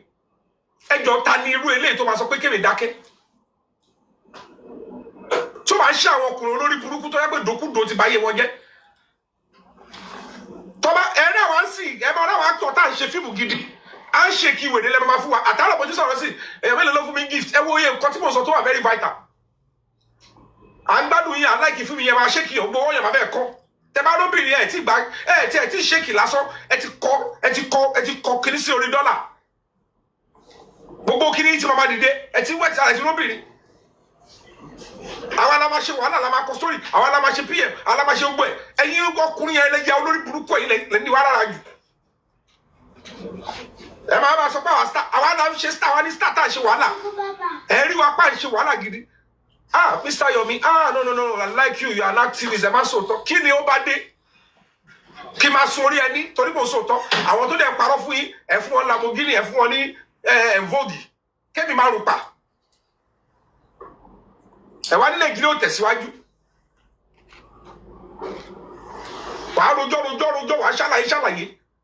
Mi ṣe ohun tó dá. Mi ṣe ohun tí ò dá. Kí ni mama support èèyàn? Ẹ wo orúkọ tó ti pè mí mẹ́yẹn. Look at the names. So only the piste ni mi abeg go gbe a tún play padà You now ask, you are destroying other people's children. Why would you think somebody who was decorated inside the American embassy as a human rights ambassador, I will now sit up? My no platform me. Oh, at the end of the day, you know, nígbà very dark man tó bọ́ta tó fún wọn jẹ ẹ lọ sọ pé ń parọ́ ẹ lọ sọ ẹ̀yin tẹ́ fi owó parọ́ mọ́ yẹn ẹ lọ bá ẹ bó jẹ́ ẹgbẹ́ ń parọ́ pé ó fi pawó náà ni ẹ lọ ṣe gbowó rẹ̀ tẹ́ ṣe pẹ̀lú ẹ lọ ṣe pẹ̀lú ẹ dàdá ò lè yẹ èmi ò ní pẹ́ẹ́ pẹ̀lú ẹni bọ́ ṣẹ̀ bẹ́ẹ̀ mọ yìí ni ẹ sọ ohun tó sọ pé mo sọ normally on a good day I expect her to say you are saying Baba Ijesha has right to sleep with that girl kò possible I only said you are accusing us of keeping quiet. As if we saw the video. No, the video was not posted online. That we saw it together and we decided to look away. No, they only wrote it as this is our press statement. Baba. Then I went to police. Police said we never said we have a video of where Baba Ijesha slept with any 7-year-old. We never said that. So this is the work she has been doing. O ti ránṣẹ́ TikTok yẹn gẹ́gẹ́. Wọ́n ti pè ní king of TikTok. Faramọ́ TikTok náà rẹ̀ náà ni. Ó wá padà wá bá àtà ṣe nǹkan tó involve nation building, which is human rights. O tún fẹ́ challenge, o fẹ́ lé àwọn akúrò mẹ́. Tó lóòrò gbogbo ṣe TikTok yẹn. Òun kọ́ kéré òjò lórí kíní ni but kò sí voice. Ó wá pa wá ta ní ọkọ̀ òwe. Ẹ̀kọ́ náà bu Yomi yẹn. Ẹ̀kọ́ náà bu ilé. Ẹ wá kó ICT tí mo manage tí mo ti ra package ìjọ mo ti kó jọ pọ̀. Nínú ICT mi náà mo ń lò. Mo fi ń build àwọn èèyàn dìde. But aláìmọ̀rẹ́ máa wà nù wọn aṣákìíṣe ẹ̀yin kọ̀ọ̀kọ̀ ẹ̀kọ́ chunk of my ICT ẹ̀kọ́ rẹ̀ bẹ̀ sí lọ́nà lòkulò ẹ̀ ṣe fi ń dókò lẹ̀ fi ń gba dọ́là lẹ̀ fi ń ṣe gbogbo ẹ̀dá padà kò bá àti ní dẹ́ǹtì ẹ̀dá padà fún mi ó gbè fónfó lóhun ẹ̀kọ́ ICT mi padà màá lọ refurbish ẹ̀ màá fi join ẹ̀ mọ́ rìjì ó máa padà tó bá dọ́dọ̀ mi àrà ọ̀tún máa padà á padà di normal á padà di normal. Ẹ wo gbọ́dọ̀ rẹ̀ ẹ wo. Bẹ́ẹ̀ sí Yomi because ó yẹ ti yí ó dàgbọ́ mẹ́ tó ń bá pò èmi ló fẹ́ máa bá pò àgbọ̀lórí burúkú ni Yomi ìwọ jókòó ń sọ̀rọ̀ ó sọ. Gbogbo kìíní gbogbo àwọn ọmọ hip hop gbogbo ọlọ́wọ́ ó ti ní advantage gbogbo ẹ gbogbo àwọn ọmọ kékeré ẹ gbogbo àwọn Túndé kìíní kan ẹ ló kó jọ bó ṣe ń pe Túndé ẹnà ló ń pe kìíní Túzù ló ń pe Tókẹ́ Mákíwá ló ń pe Chloe ẹ lọ finish Yomi yẹn Davido yẹn náà bọ́ta yẹn náà gbó picture mi síbẹ̀ mi ì lọ page ẹ̀ nílé ayé mi. Ó fi kàábà búra ó wá péjì mi ó tún ṣọ́ mi kiri ó tún lọ protest ní pàǹtí ó tún sọ pé mi ò lo max onírò àwọn ọmọ kékeré wo ni gbogbo pálapàla social media ni gbogbo ṣé industry sí àwọn ọmọ pé bákọ̀lá ṣe jẹun àbí gbà tó ti lórúkọ tiẹ̀ olórúkọ dáàdi ẹ̀ bílíọ̀nù àwọn wọ́n sọ pé owó tèmi wà lọ́wọ́ wọn gbogbo ìwé rẹ̀ tẹ́jú kò sórí ẹ̀ bó yàtọ̀ tó bá ti lórúkọ kọ́kọ́ àti òfò ní kálukú lọ́kọ̀ balẹ̀ you are okay in your own right. Gbogbo àwọn ọmọ yẹn ló lọ engage pẹ̀lú àwọn actress tó kù tọ́jọ́ ṣe káyé. Gbogbo wọn yẹn. Èmi àgbẹ̀ yàrá ìwé yìí ni mo wá ìpín bọ̀ lọ ti tọ̀ kí ni mo gbó pálapàla yìí. Owó jíjẹ ni gbogbo yín ṣe. Àtijọ́ tí mo ti gba human rights ambassador ní American embassy yẹn ni wọ́n ti wò pé ìṣòro ti dé pé báwo ni Yomi ṣe ń ṣe. Ẹ̀gbọ́n náà rọ̀ for English, I don't share or single share, even if it's wrong. I'm a fuck up. Be about to fuck up, or fuck up, and you to fuck up, Yomi, you to fuck up. To be about to fuck up, or to fuck up. Oh fuck up, oh fuck up. Oh, the man need that admit for fuck up. Nobody. Ẹ máa wo pátá bó ṣe ń forúkọ mi Yomi. Bí ìwọ̀n mi yẹn náà ṣe ń forúkọ, ọmọ yín kó mi jẹ, kò ṣe pé ogun wọn yóò kó mi jẹ o. Ogun wọn ìyàbọ̀ yìí náà kó mi, gbogbo ọlọ́kó mi jẹ personally o. Láti ìbẹ̀rẹ̀ pẹ̀pẹ̀ because ọlọ́mọ àmúwa. Ọmọ dúró dédé ọ̀rọ̀ dá lẹ́nu ó sọ ìbò tó wà òkè mo ga ká ní pé mo lọ ní 6-pack mo gbó tí mo ṣe ni òkè àwọn ọkọ obìnrin kò tẹ̀lé lọ rárá wò á ṣe wà pẹ̀lú ẹ̀ ọlá gbogbo ẹ̀ mo kàn lọ yọ̀dí mo tóbi fẹ́rẹ́fẹ́ ló kó bá gbogbo kiri ọ̀dẹ̀ sàṣìmí náà ni mo fọlọ́ bàbúrà wọ́n sàṣìmí mo fi tóbi because mo lẹ̀ pa láti lẹ̀ ìdí ni mo kàn yọ fẹ́rẹ́fẹ́ gbà ẹ̀ mo lẹ̀ pa kò sí ohun tó ń ṣe pé kì í ṣàjábọ́ Yomi ẹ olúwa bá ma ṣe kó ṣàmà jẹ kókó máa ṣọ́ra kí má bàa rí script gbà wọ́n ti win the best actor ní iṣẹ́ best movie best gbogbo ẹ̀ wọ́n tún sàásì mi kí ṣàmà tóbi gbogbo nǹkan tó máa ń ṣe fún mi nìyẹn because wọ́n ní pé mo soft gbogbo wọn lọ kó mi jẹ́ pé Yomi Fabiyi yẹn fílẹ̀ ó pọ̀ lẹ́rù torí natural ni àti kékeré lọ́lọ́ mo dìde the Nigerian public they invested in me to get to that level akọ́kọ́ bẹ̀rẹ̀ kélekèle ẹ mọ iye àwọn èèyàn àgbájọwọ́ tó ń ṣe this Yabo was a good person tó bá ya fíìmù mú kárẹ̀ ẹ lọ ajẹ́ fíìmù kan Oko Àṣetánì. She took care of me on that set. She was like, Muka, call Yomi. Oh, bó ṣe change lójijì. Mo dẹ̀ mọ̀ kókó òdèdè change. Ọmọ wèrè jẹ́ ìyẹn ló kó sí lórí. Ìyẹn ò lè jáde fún mi because mo bá pé ẹ máa kí Yomi báyé mi jẹ́ ẹrù tó wà lọ́wọ́ Yomi. Tí Yomi bá release ẹ̀ jáde. So ó fẹ́ retaliate. Tí Yomi ò bá ti lè gbà kó wá sábẹ́ òun. Then òun náà bá. The best thing is eba waba imarupa.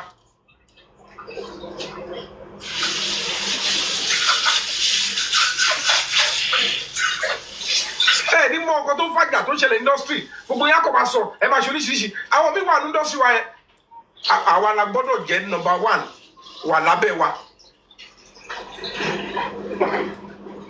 Ní òde wa àbí araba ní mímu wa òkè ìgbà tó yẹ kí n gbà fún yàn mo gbà fún yín. Ó ṣáájú mi lórúkọ mo gbà fún ẹ ìgbà tó ń decide mo gbà fún ẹ nígbà tó bá ti pé mi náà tẹ́sẹ̀ mi ti rọlẹ̀ o gbọ́dọ̀ gbà fún mi pé mi náà mo ti pay dues mi wẹ́rẹ́ láwọn míì nífò tó bá ti ṣe wọ̀n ní fẹ́ gbà bó ṣe wàhálà sí tó gbọ́mọ kan dìde ìjọ tó bá gbé dìde ẹ àwọn jẹgunjẹrọ wọn ti dúró ṣe wọ́n ti promote wọn o ti gbé sáyé wọ́n máa já kí ẹ̀mọ́ lọ́wọ́ ni. Èmi ò bá ìkọ́ wọ díẹ̀ mẹ́kọ́ máa bá ṣeré bí ẹ pé àwọn tí you are my colleague wọ́n fẹ́ doni nǹkan lè gbà wọ́n lọ́wọ́ wọ́n á gbà lọ́wọ́ ẹ̀tọ́ wáyé wọ́n á tọ̀ ní against ẹ̀ àwọn ọmọ olórí burúkú yẹn náà bàtẹ́ pé ingrate ló pọ̀ nù wọn àwọn náà bẹ̀rẹ̀ sí bojú ẹ̀ jẹ́ ní tí ò ṣẹlẹ̀ lọ́ máa bẹ̀rẹ̀ sí parọ́ just so that people can kò lè sọ pé kọ́ free. tó o ti bá dé wọ́n yẹn ń pariwo orúkọ mi léraléra Yomi Fabiyi Yomi ó kó mi jẹ ni o.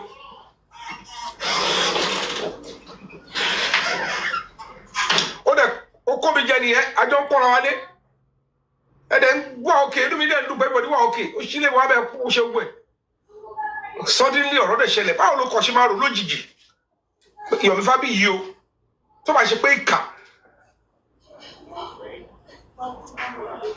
lára nǹkan tí mo sọ pé mi ní dáríjì Tóyìn láyé I will never move with her again wọ́n wá ń sọ̀rọ̀ pé wọ́n parọ́ rapist kìíní concess for ó wò pé Yomi kẹ̀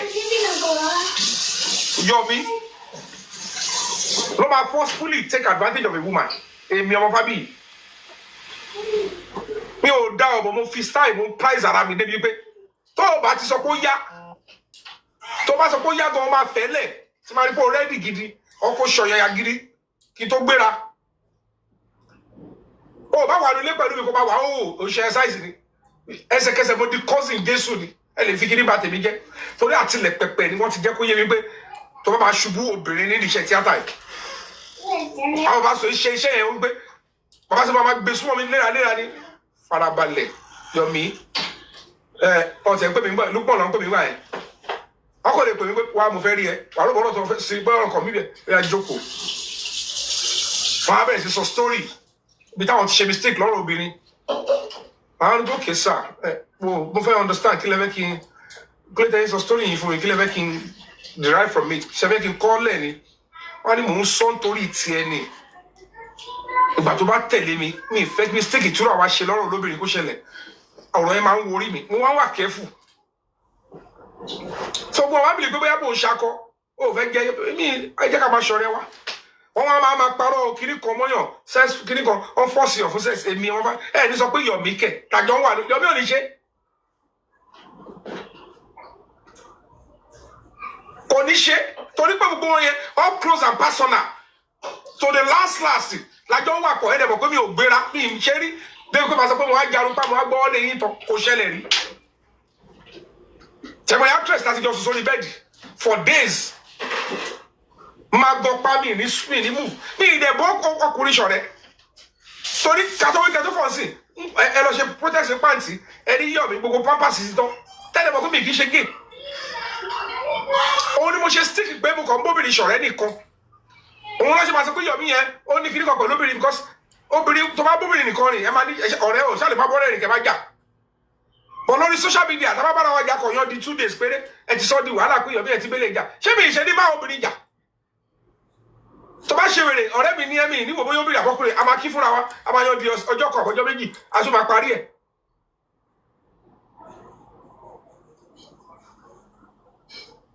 so mo sá fọ́rẹ̀ ọkùnrin torí kọ́ bá sọ pé àbóyá gay partner ẹ̀ ni mi ì sísọ ní bẹ́ẹ̀ pẹ̀lú ọkùnrin pọ̀pùsí mi gan máa ń yọ ẹ máa kí mi lé ọkìnrin àbọ́sílẹ̀ rẹ̀ kì í sùn akórèrè gan mo ti ń sọ torí ọkùnrin mi ń gbà torí ọkùnrin wa pé torí mo yọ̀dí sẹ́yìn kí lọ gba fóró kọ́sọ́ sí fóró kí tó lajú wọ́n á ti kọ́ sí dá méjì kó tó sọ pé fẹ́ jà fún human rights ìdí tún lúwo so mi ò ń fàyè lẹ́fẹ̀ẹ́ níbọ̀dì Àbújá yẹn rí pé mi ń lọ bẹ̀ nígbà tó ní Àbújá yẹn bìkan wà ó ọmọ àmú ẹ lẹ́sà ni mo ní tó bá jẹ́ mi ń lọ gbogbo àwọn honorable tí mo mọ̀ sílẹ̀ pé ò débẹ̀ mi ì yọjú síbẹ̀ kò ṣe pé bóyá mo mọ̀ yàn bẹ́ẹ̀ mi ń lọ mi ìwówó òjijì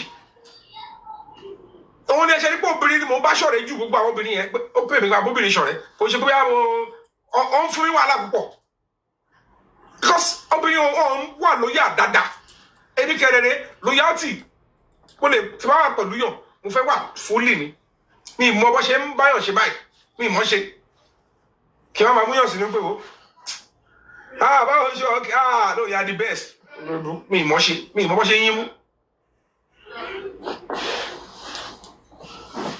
òun lè ṣe ní gbogbo wọn ìfẹ́ sọ ìwọ ìyàbọ̀ yìí sìn ládùúgbò bá ṣe mọ̀ tó mọ̀ bí dáadáa tó bá sọ lára àwọn tó lè máa sọ pé we no access in the industry àmọ́ àwọn tó ní wà burúkú àmọ́ wà tó ní kálukú ní naturally ó yẹ kọ́kọ́ fọ́ mi wọ̀ mí pé apart from the fact that Yomi Fabiyi is an actor it carries the emblem of human rights kò tí ì bá mi sọ̀rọ̀ ń bí yìí mi ò bú ìyàbọ̀ mi ṣe kọ́kọ́ ẹ wo nǹkan tó ṣe fún mi kò ń ṣòwò ni ó wà involve princess ni o ẹ wo bó ṣe ṣe àdúrú fídíò lè ó ń ṣe live ni o ẹjọba ò lé àwọn èèyàn ṣe ní sáré sọ pé mo yé ti Yomi yẹn kọ́ hàn follow kọ́ ṣe gbogbo ẹ̀ kẹ́lómi sọ pé you are a rapist you are a rape apologist ibẹ̀ náà ti bẹ̀rẹ̀ activist sọnù.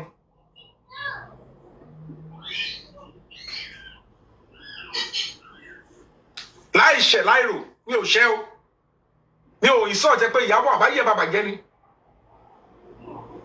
mi ò ṣe anything o just because I was speaking on a perspective on a case that is out there tí wọ́n ti parí investigation and recently nígbà tó ti wà clear evidence pé bàbá yìí torí ìtẹ́mi ọkọ lé ní pé it has to be established ẹ láti kọ́kọ́ accept pé gbogbo reason ti princess náà fi set bàbá yìí ṣàwọ̀ ẹ láti kọ́kọ́ accept yẹ pé fake ni kò ṣẹlẹ̀ it's a clear organized crime ẹ wá set up ni ẹ fall fún trap yẹn ẹ fẹ́ bà yí ẹ̀jẹ̀ ni ẹ dẹ̀ ti ẹ set up pé nǹkan tẹ́ mọ̀ pé this one naturally any man most men will fall for it kò ṣe same specimen that if you accuse them, if you set it up, if you have set him up with a 7-year-old, then you pass on free.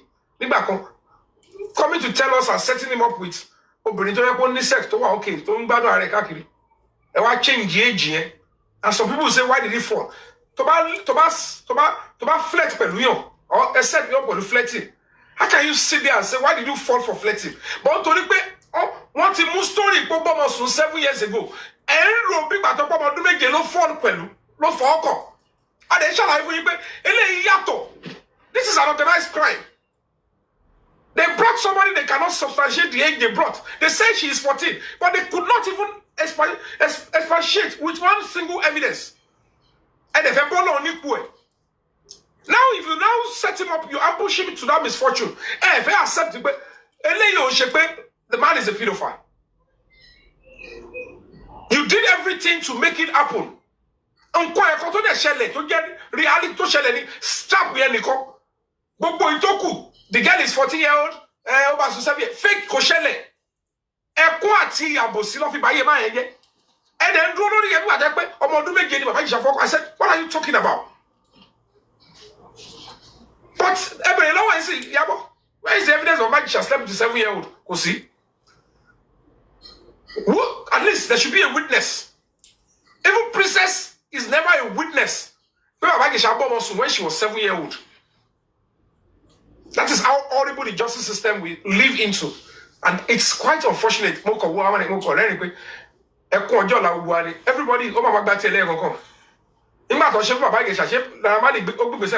don't be surprised. Me like Ibrahim.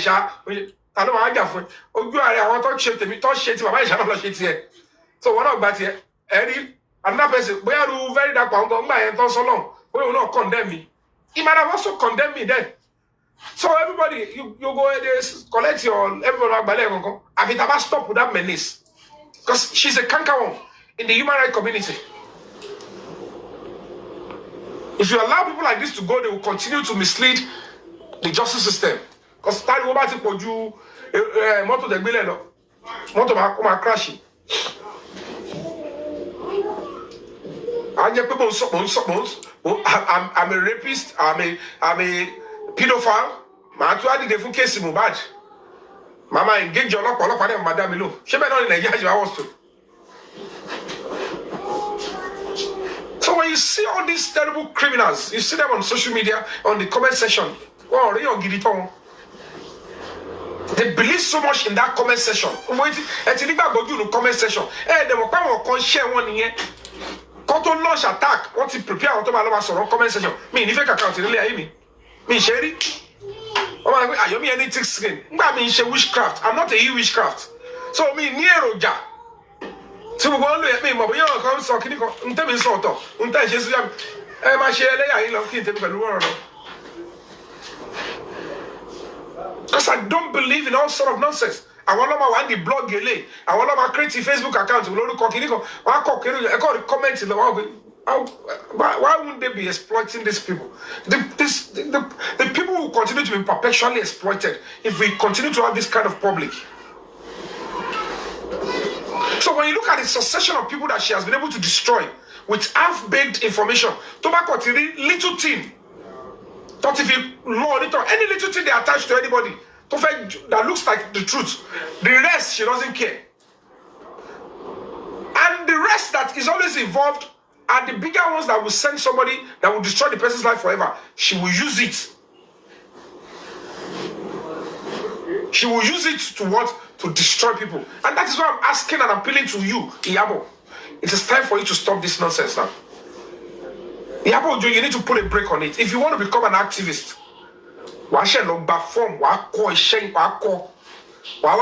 calmness.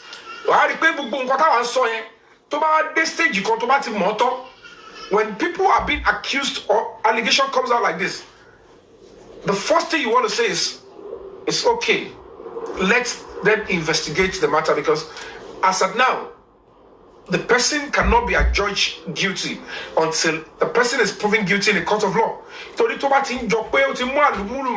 You will know when you see the foundation of a case that no. So many things are wrong with this starting. No. Something is fishy. It's like because the person is popular, they want to bring this person down. So you want to call for caution. There are some cases, immediately you see it direct. No, this is a direct court case. This person, no, it's messed up. It's finished. So allow the rule of law to take its course. That is when you start speaking in that direction. And you will not expect anybody to come for you. The way you've come for us, and to my video, throughout the stuff. She's the aggressor. Now that Baba Gesha, 2 of the count charges was taken away because I want to call back. Every hello, Kemila will see Kirikiri prison.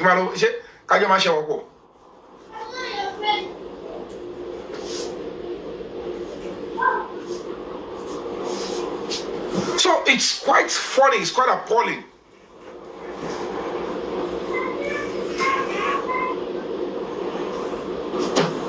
Let's come out together on the 11th of September to remedy the situation. Not because it's normally, because we still have to know the truth. Bad. And let's start, and the police will look into the matter holistically. Start within the house. Stop allowing go and do your job. These are intelligent police officers. But with some terrible citizens, Why you come and insult a whole noble police force? How about they go and put me on shisha? Because also we go just I can't do one. Just buy all our ambe. No, don't do that with police. Allow them to do their job. Oh, 2 count charges and exhaust the trap. Officer Babagesha. On a normal day, everything should have been taken off. Because it's you know how do we explain to the world that we born so shape to princess here to point could say in the case of the back is the commissioner of police then also truthful. You are if you're not careful, you have to go to you might even pay bigger to this same Babagesha because people going to say you are just messing up.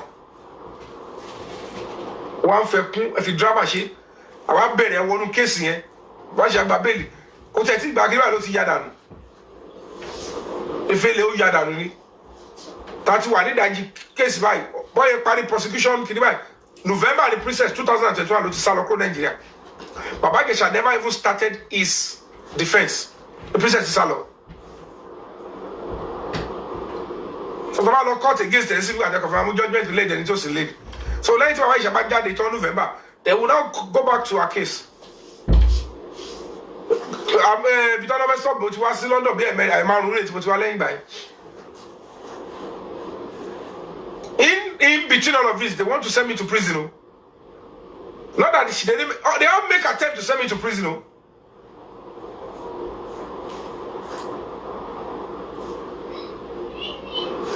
They admit the activists here because activism would engage me for my own freedom of expression. It's a criminal offense. What she's doing is a criminal offense.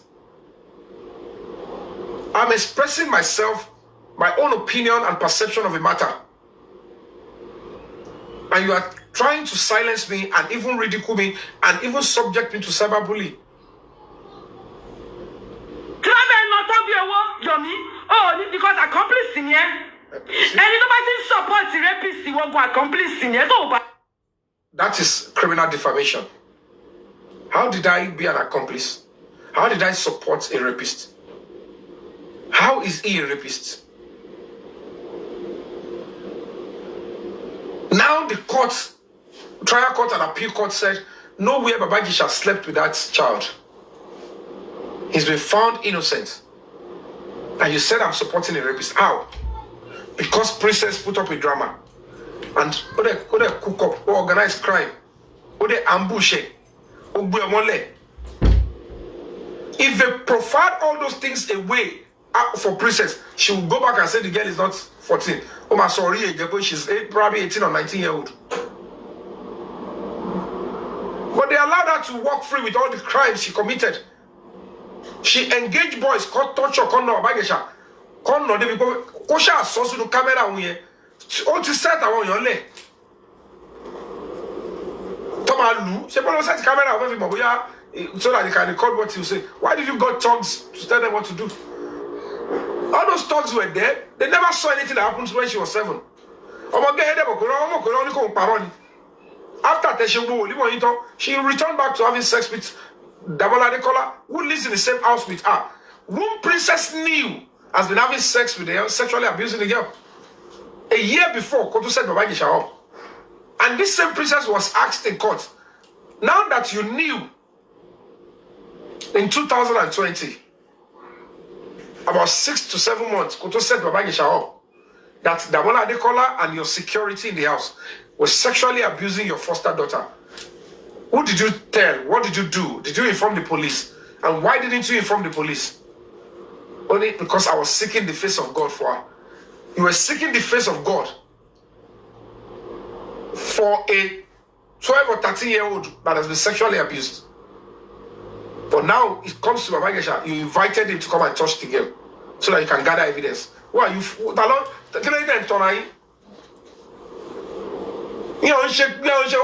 Again. Or more to a Toby, but in this sex, to be attracting you.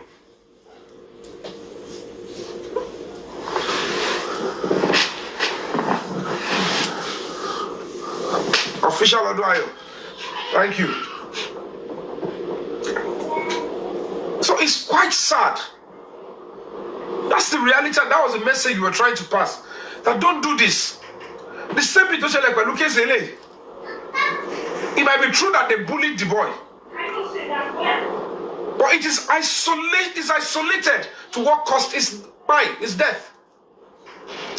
The event that actually led to him to die. With other people. If apart from Naramali, there are so many people that have issues with Mohbad that he must have fought with. That he himself might even have attacked. That's what boy now. When we let the injection you made the entire system, the public we are going to get us. Until after many weeks, police will issue the press release. Nurse, he was injected. I don't know. Hey, I'm at a council in your law, but erotic for the to even canvass people and say, and it's a council in your law. If they are even focused on Samilari alone, no teach fear. Yelari no picture, even at that, we're still expecting that the video or a witness to myself, I saw when you were beating Mohbad. Throughout the corona inquest, nobody did. I don't want to believe anybody. I don't know if there was anybody, even Adura Ongo. He didn't even present himself as a witness. I was there when you were beating my brother. In fact, my story only Mohbad is in law, unpadable. I want to do John. Look at the way he removed me. Because no for Judy go. Address Simbe. Mbata Magumo Badipa, on say jollof rice. I be fried rice, no say. Oh, yes, Simbe, Wumi or Rico Connie. Mbata no bad pride boya, on Simbe. Mbata no swagumpa, on say fried rice. I want she bed no shuman. By all standard, 6 months, 1 year, that was your birthday. Can't go your mom point. It's 1 month, it's but then I get a romo, oh, okay, get your bed, Oshuma, Shoshumefa, show you do Oshumaru, go hard dog now. 5 months birthday. Ru, shall I be? So, we bow on Suko John at the consult, but who Godmother said, shall I believe Godmother in to feel on you on a money to this public? Because she was the leading voice. Who gave me lion gifts? Megan's son. Am I fair for me lion gifts you?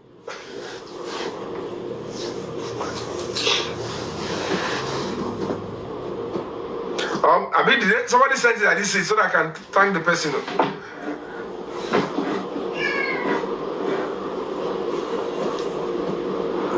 Mama, this is that. Oh, another one. I saw the one she sent earlier.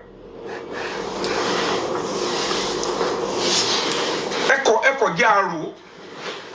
What if you no power on your lap, and you are not bothered about that? Now, onto prison. It is for us to tell them that nurse is contention.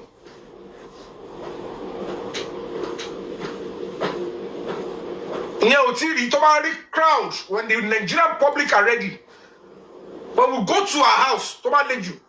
Stop lying. The father of the boy said his son died on Monday. He swore to an affidavit. Since we have a police that are not willing to do the right thing, they are asking that people should go and do it by themselves. The mother said our son died on Monday. Why are you now telling us you were there to, you are even the one that treated him and you pied him on Tuesday? Why are you lying that you pied him? Why are you trying to come out? Who are you?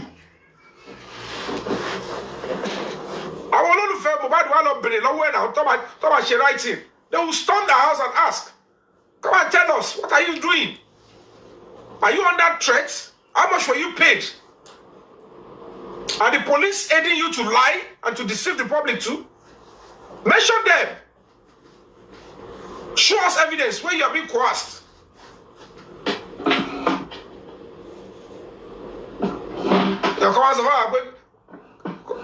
wá fílẹ̀ lórí negligence nọ́ọ̀sì tẹ̀ mọ̀ pé òun ni fall person gbogbo yín tẹ̀ wá ní gbogbo ẹkú mọ̀ọ́kan tí gbogbo yín ṣe papọ̀ wọ́n bá fẹ́ fi hàn ṣe ritual wọ́n á ní kẹ́ bèrè wọ́n ẹlẹ́dẹ̀ ó gbẹ̀bọ̀dẹ̀ ẹ má lò ó tẹ má lò ó máa yíwọ́ ẹ ní gbọ́.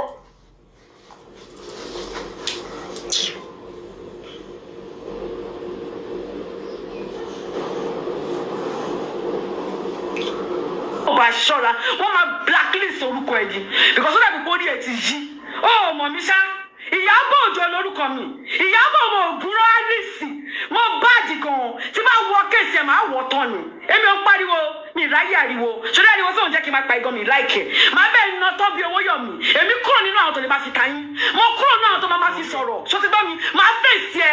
kò rí kankan fi mí ṣe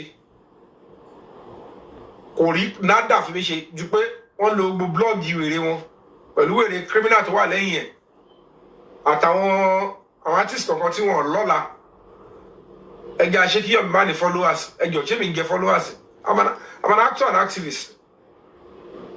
As a matter of fact, I do more of human rights. I don't need crowd. I just want to play my part. To bá wọn ẹ̀kọ́ bá mu Jésù gan wọ́n sì ń polongo Jésù àwọn kan ò tí ì mọ Jésù pé lè máa ma ní ti fẹ́ ṣe kí ni tèmi pẹ̀lú ẹ̀yin lẹ́ ń dára yín láàmú ẹ̀yin lẹ́ ń kú lórí pé fẹ́ kó followers jọ. The honest people will follow me. They will listen to me. To bá níyàn 6 million tí yàn bí 4 million ọdún wọn bá ti mọ̀ mí mo ti wà okay. I don't care how many followers you think you have as any celebrity. Share your mẹ́wàá wà nú àwọn followers ẹ̀ tó mọ̀ mí. Tí ọ̀dẹ̀ ń ṣe family mi, I'm a celebrity. I'm a star in my own right. You can do your competition. It's none of my business. Because those are social standards that you all have made to follow. So they add the value to nation building. These are celebrity social standards. Real celebrities will look into how to impact into society, not how to gather numbers on social media. They will look for how can they, the little name and impact they have, how can they use it to transform lives, not to sit on social media, entertain them, and then they say, and it's popular, you don't follow. These are standards that some sick people, demonic one, and to many follow I only star, and they might tell you. And to many comment section, back up, you never tell you, can you watch it? Tell me, I saw the page, kilo, I will call my son. Every for me go. So all those social standards I don't follow because I know there are so many witchcrafts like this. They will do anything to get that numbers. They will destroy anybody's life. Anyway, you cannot normally. We are aware that my joke. Hold on, Jordan, joke. A missing or what the advice ever be cool. It is low bit of a jab that pada. It is a bow, get it bow boy. My lot two commission. My John and wait low. My drop pada fully. Call a man cookie kiri. My kubai. On a good day, Moshe life will not human rights. Don't put you in this society. Don't you have to see what Bukata Batonshi? Oti di araba. Oh, you come away. You're me a diato. I've got to talk about Moshe di Devilo. Oh, what tobo. Canobo, you don't want to move. No problem. As a way I belong to Mojano Yomi. So, when we broke out, we look. What's your own way? Shall you go? Gbogbo nǹkan tí láì ṣe láìrò.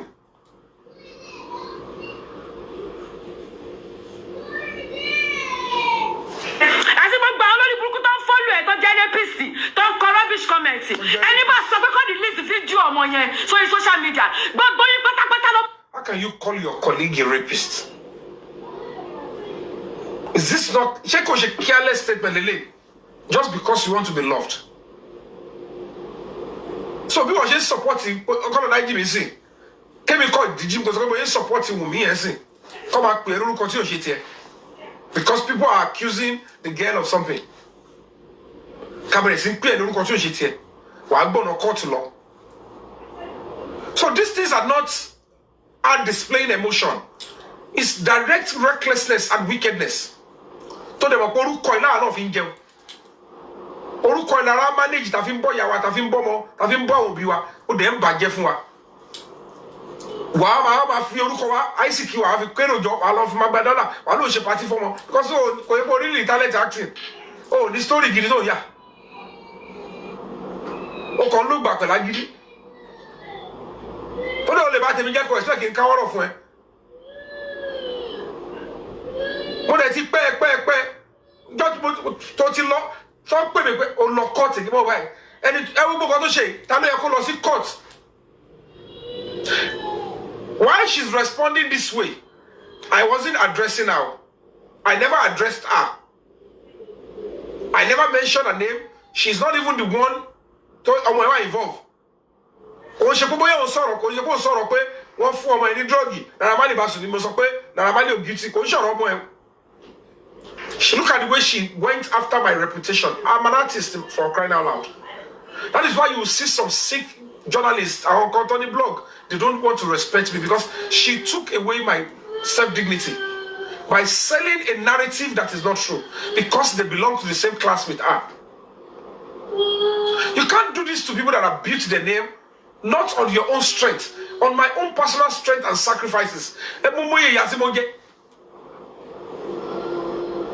Location mi tí mo shoot film tí mi ò gba kọ́bọ̀ kúrò mẹ́. Táwọn yẹn máa pè mí lé pé ọmọ Yomi ó try do film yìí o. Tí máa bá fíìmù tí mi àwọn ilé ìwọ̀n kí mi ti ẹ̀ gba kọ́bọ̀. Wọ́n mọ̀ kọ́ sì ń jẹ mí lówó. Àmọ́ iye fíìmù tó yẹ pé a máa lọ yà mí òru la máa parí. We finish in the middle of the night. We will drive close to 1 hour. Katunde Bitamasu. As early as 8 a.m. again, we are back to the same bush. I'm going to shoot film. And when you finish up, you will say, Alpha. The producer will say, Your manager, you saw that I have problems during this production. Don't worry, I will send something to you. These are the ways we have built our names. You know it yourself. You can't do this to somebody's name. Right? We don't like to say, coming. She told you, my one, yo. Torí pé o ti súnmọ́ kìíní kan ọba wa o tí yẹn ló gún ẹbí tó ló ń ṣògùn cause kò lè jẹ́ ordinary mi rí actress tó ṣe báyìí nílé ayé mi actress tó ṣe báyìí because it's even on immoral ká máa jáde pa fẹ́ bring yàrá kò lọ kò bá ṣẹ́ wa lọ kò bá ìtàgé tíátà lọ ègún ni kí Ṣọlá ṣùgbọ́n àlékún kí nǹkan kan nìbọ́lẹ̀. Ṣé àwọn náà rí kò sáṣìṣe láàrin ara wọn gbà ẹni kí madam ṣajẹ bọta kó ló fẹ́ bring ayé ọ̀gá Bello down ìwà abẹ kí ni gbogbo pàlàpàlà kí yàwó èrò bọta ẹdẹ onílọlá kí ló ṣẹlẹ̀ in cases that you don't even have evidence in your hand tẹ má pè Ìyábọ̀ sí Ìyábọ̀ Òjó pé jókòó pé Ìyábọ̀ Òjó you believe then that Baba Ijesha slept with that girl when she was 7-year-old, and you believe that was the basis Princess said, can we see your evidence? So if there was no evidence, even if you can confirm now that even Princess deserves to go to prison, if truly that happened under a roof, tell the follower, there is no way they will define a 7-year-old under me, a child who lives with me, and I will not know. Nígbà tó yẹ kó bóyá dá okó mọ látọ̀run pé ókè o okó labí ni mo bí lọ́ba define ọmọ 7-year-old ní kò ní máa gàdírì ní kíní ní ó máa ní multiple tears. She will fall sick, and if she's a colleague is telling you that never happened, the girl never felt ill ọmọ tí ẹ̀ ní traces ṣé kò wọ pants ń jọ ẹ̀ ni. She Baba Ijesha for gbogbo ẹ̀jẹ̀ di ọmọ yẹn lọ ni. So the girls, if a 7-year-old she's gotten blood on her pants, she's not even at the age of menstruation. You will still be concerned, Tó bá wá mọ̀ rárá ìgbà tó fẹ́ for pants yẹn wá rí pé kí ló ṣẹlẹ̀? Where did she got blood?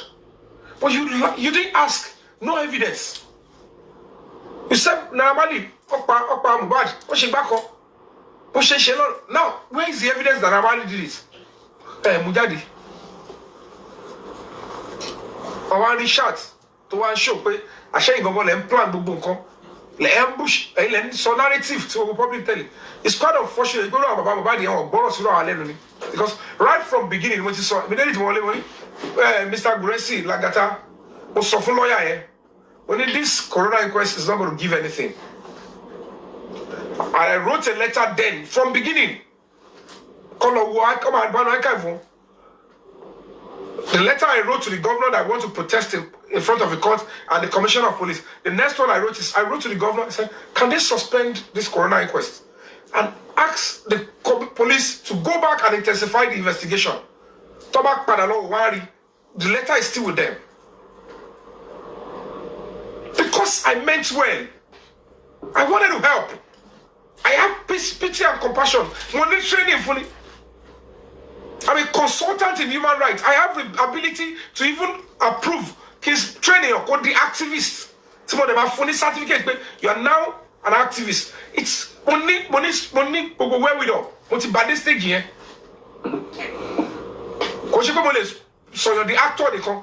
More bad training, money background, money experience, money everything, academic experience. To say, I will train you to be an activist and then qualify you to be an activist. When they get papo to the rubbish because she has advantage of social media. Without no recourse to my children, even Princess Tomo, why would you use a child as a pawn? You can't use children or a minor as a tool of gathering evidence.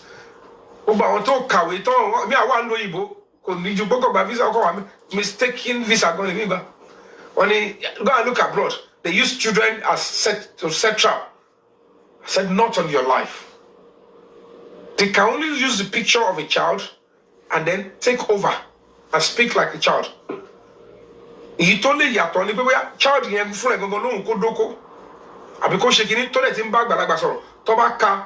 they now what? They now use it as evidence. But that child is innocent, under the law. So they will just put the child away. So you are speaking to the child, you want to see a child, you ask her to send a nude.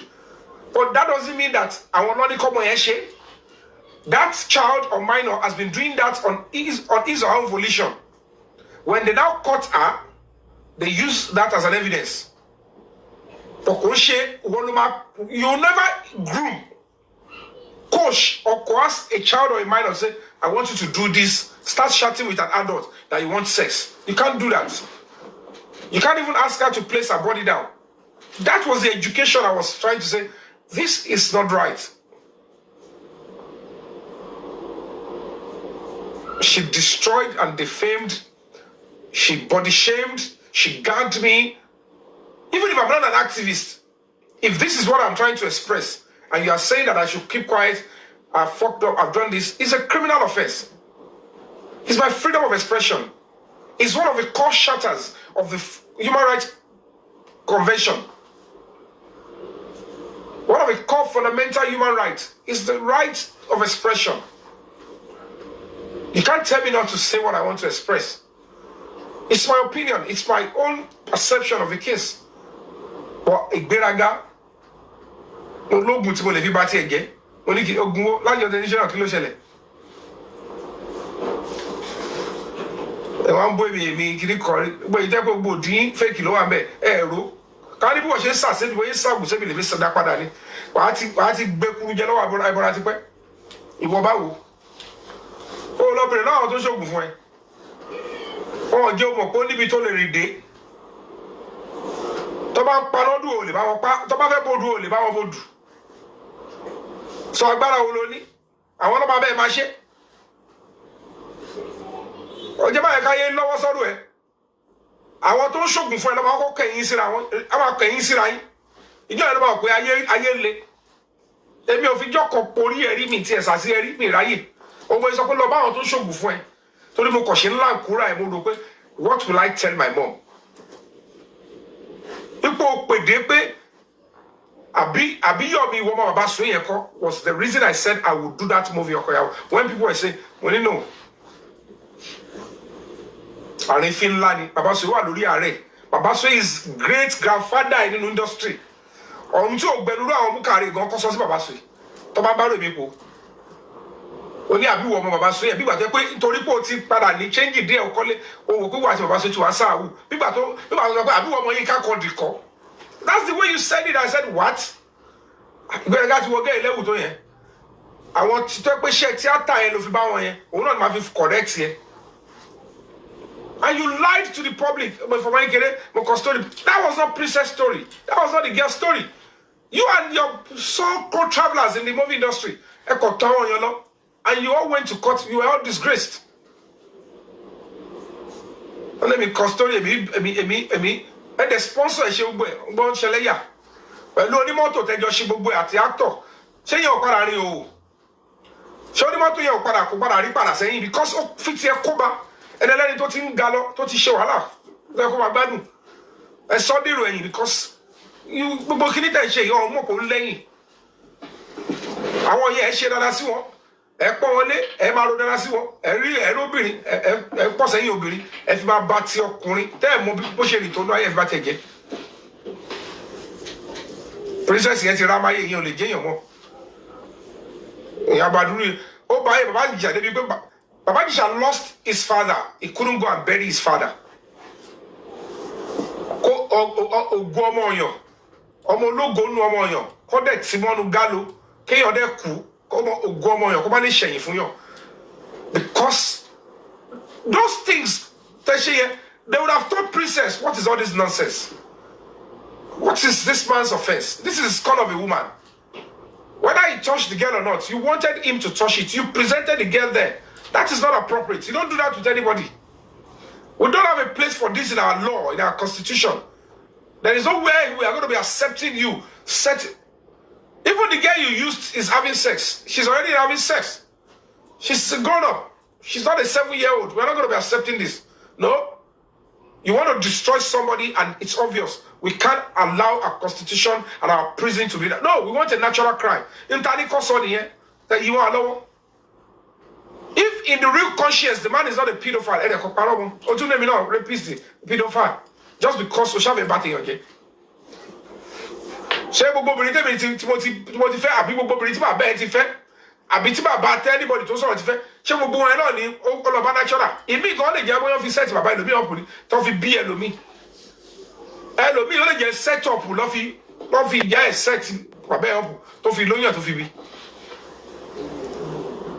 Tẹ̀lé bá ní jẹ́ fọ̀rẹ́ mi jẹ́ fi ìyàwó mi set ọ̀rẹ́ mi ọ̀pù ìyàwó ọkùnrin àwọn ìyẹn orókó ọ̀rẹ́ òun àti yé mi kú o.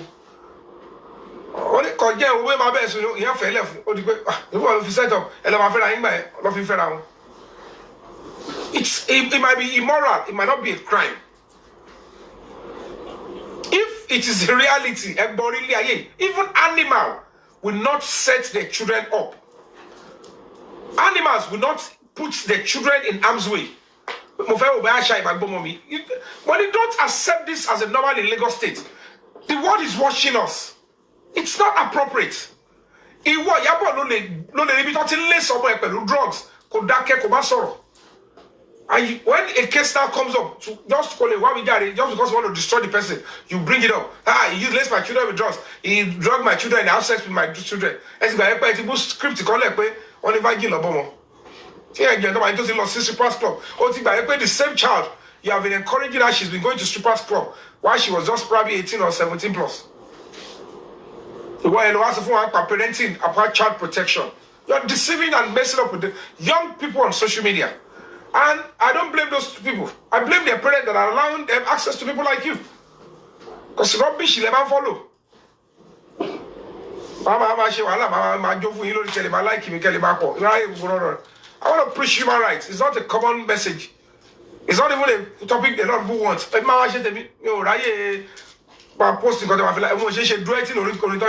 TikTok like that. Don't convince me. I never want to come on TikTok. Maybe skill, things to amuse people, to make people like me. Deeper life with me, no, only theater. Me conscious me, speak my truth and fight for the truth. Online, I don't get issue with the lady. I jog balo for aqua is a kimi. The long or Bruco or Kalufasha. So my yellow baby is by one song we see, but who go to post in by. Maybe my God don't go yet. Go call, hey, today. Call yeah, yeah, boy, no. Can I quickly change that she's not a good person to me? Will I say because she has offended me with this, I should start saying she's not a good person? But to maintain, Yabo is a good person. I don't know why she used to be a good person. But I know she with on my batting on January. ogun tó sàsìmí ló ń lọ wájú yìí ogun burúkú recently tí wọn kí ni fi yí lé lórí ó wà dí mi lọ ló fi pàdé àgbákò tó ṣe yẹn torí ibi tó lọ ṣaṣẹ́ yẹn sí mi ò sí Nàìjíríà so bí ilé forí ko ìmọ̀ bọ́tà gan bí tí wọ́n wà bí gan torí ó mọ̀ pé ó jura wọn lọ ó kéré nu ayé gan kan bẹ́ káàkiri ọkọ̀ máa parẹ́ ẹ̀ dànù láti wà kẹ́fù aṣọ òótọ́ ọ̀rọ̀ fún ẹ pé I will tell you gbogbo wa kò sọ ọmọ kékeré nu gbogbo wa àjọ wa ṣáyé àjọ ṣe o mọ bí onítọ̀ ṣe kọ́ máa ṣàgbò sí ọ̀ kọ́ máa bẹ́ẹ̀ ṣàkíní kan sí ọ̀ tó bá ti lọ tí ó bá ti bọ onítọ̀ ó ń padà bọ̀ you need to calm down ọmọ èèyàn tó ṣàdúrà fẹ́mi ni wọ́n fúnra ẹ mọ gbogbo yín mọ̀ náà.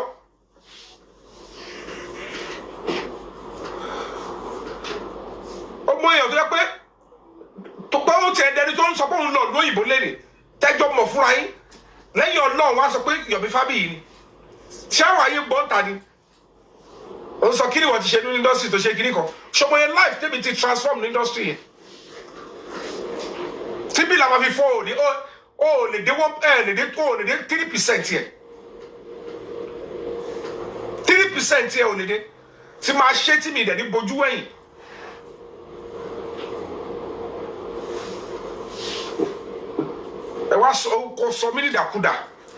Look at all my sacrifices trying to help people, even in the same industry. Tajowa. Toya yìí máa kun yẹn wọ́n refuse ẹ̀ lọ́dún náà lọ. Orí mi tọ̀nà lẹ́ni mo agbé machine lórí Tọ́mẹ́lá bridge. I started firing the embassy, do everything. Mélòó mo fẹ́ kànú yẹn Adépèlé ìbílẹ̀ fi ṣúyàn. Bèrè lọ́wọ́ ẹ̀ kó sọ nǹkan ẹ̀kọ́ tó já ìdá tí mo ṣe fún. Mo fi ẹ̀mí mi lẹ̀ fún ní sùn. When she lost it, her career was going down. A minimum fẹ̀yìn gbà gbogbo ọ̀fà tó ta sí mi. Gbogbo ọ̀fà ńkọ́.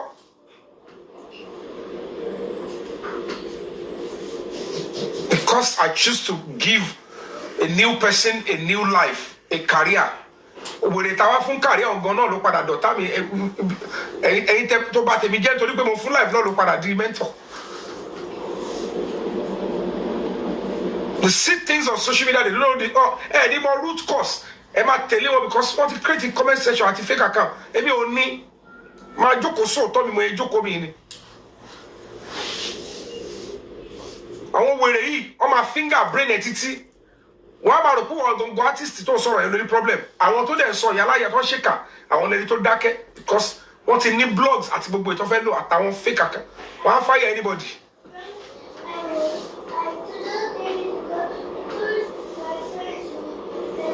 Nígbà tó ju ogun lè fún ìtọ́yìn yẹn kò sí èèyàn kankan àdùnní àdè ló yọjú then abẹ́láyà àti Yomi Fáṣíláṣò lèmi rí Ìyábọ̀ yìí gan mi yìí kò síbẹ̀ ó wà pẹ̀lú ó àsàrà tẹ̀ gan ó wà steady tó ń pẹ́ àwọn níyì tó ń pọ̀ wọ́n sí location tàjọ́ tó ń ṣe lọ. Pẹ̀lú báwo how are you? Oh, yọjú sí. Ó ti fa cocaine gbogbo orí ẹ̀ ti yí gbà yẹn. Tó ń gbọ́ máa ń gbọ̀ báyìí lèmi nìkan máa dúró tì. Àdá gbogbo pé mo ti ẹ̀ dúró mo fi ìyá mi tó sì kílẹ̀ mo dúró tì ẹ̀ yẹn. Pẹ̀lú tó dẹ̀ kó wà lára wọn tó ń ṣèkà fún mi ẹlẹ́dàá mi á padà bí ẹ́.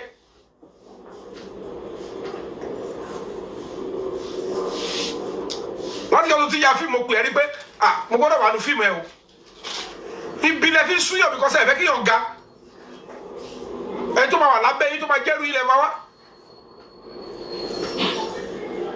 Èyí náà lè tó máa wà á di gbogbo burúkú tó ṣẹlẹ̀ síyàn. Wẹ́ẹ́mí máa dúró. Go back and look at how you were there. Ṣọmọ yẹn wàhálà ta face most of your tests tó sùn. Ọmọ yẹn ẹ̀bẹ̀ tí mo bẹ̀ ọmọ yẹn many things. Ṣẹ́jọ́ tọ́lọ́pàá fẹ́ gbé ẹ tí mo gbéra mi lẹ̀.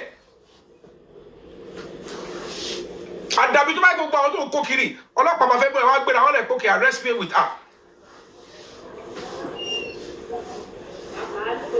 Àwọn ọlọ́pàá tó fẹ́ arrest ẹ̀ ń gba anytime tó bá rí mi different place wá ní Mr. Yomi Fabiyi if there is anything in this anything you say we'll do it in this station. Do you remember me? He called me only no. Only I was one of those police officers that came to arrest Toyin Aimako. Only after you submitted yourself, they should arrest you along with her. And we arrested both of you. Tobati le mujade. Awaye la damo. Owa mo àwọn tí you know, about mo got you to face it down put ṣe fún orúkọ àti career. That's how they team together. Ẹ wá rí pé mi love ẹ mọ tí mi ò ṣe lọ́mọ.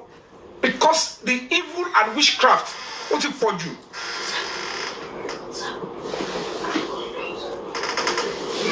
Ó ti pọ̀ jù.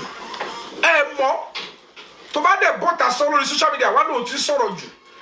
Meanwhile, olórí ọ̀rọ̀ tó pọ̀ jù àwọn náà sọ, but they say it with different fake accounts and different blogs. But tó bá ti ní ẹ lára tó fingerprint yẹn ó bá sọ̀rọ̀ ṣé o bí wọ́n àwọn Lizzy Anjorin yẹn owó burúkú wà lọ́wọ́ ẹ̀ kò ráyè gbé nígbà tó ní lára. Only Yomi, these people, they are after my life. Only there is no way I cannot stand it again. Only Lizzy ayé aṣọ ẹlẹ́nu wọn ní mọ̀ pé àwọn gangan ní ìka. Wọ́n máa tọwọ́ bọ̀ ẹ̀ lọ́pọ̀lọ́, wọ́n máa sọ ẹ́ dìdàkudà. Ntáyé bá sọ ẹ́ dà lọ́ máa fi bú ẹ̀. Only don't allow it.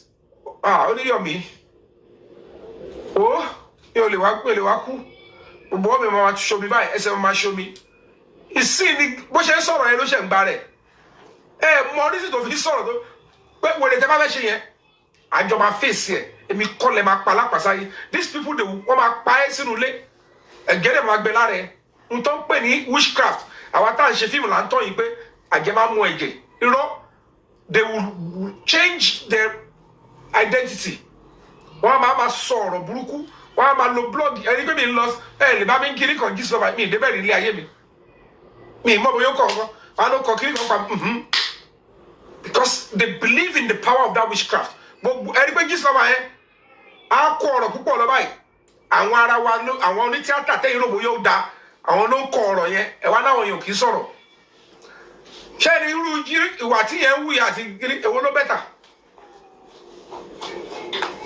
Ṣé Lizzy Anjorin gbó sùsù kó ní kẹ́ lọ parọ́ mọ́yàn? Ṣó ń bá tèèyàn jẹ́ tó ní kẹ́ máa fún òun lówó ń kọ̀rọ̀? Ṣó IDC bí kọ́ máa ta ó wà lókun kó máa ta wà sínú mọ́lẹ̀?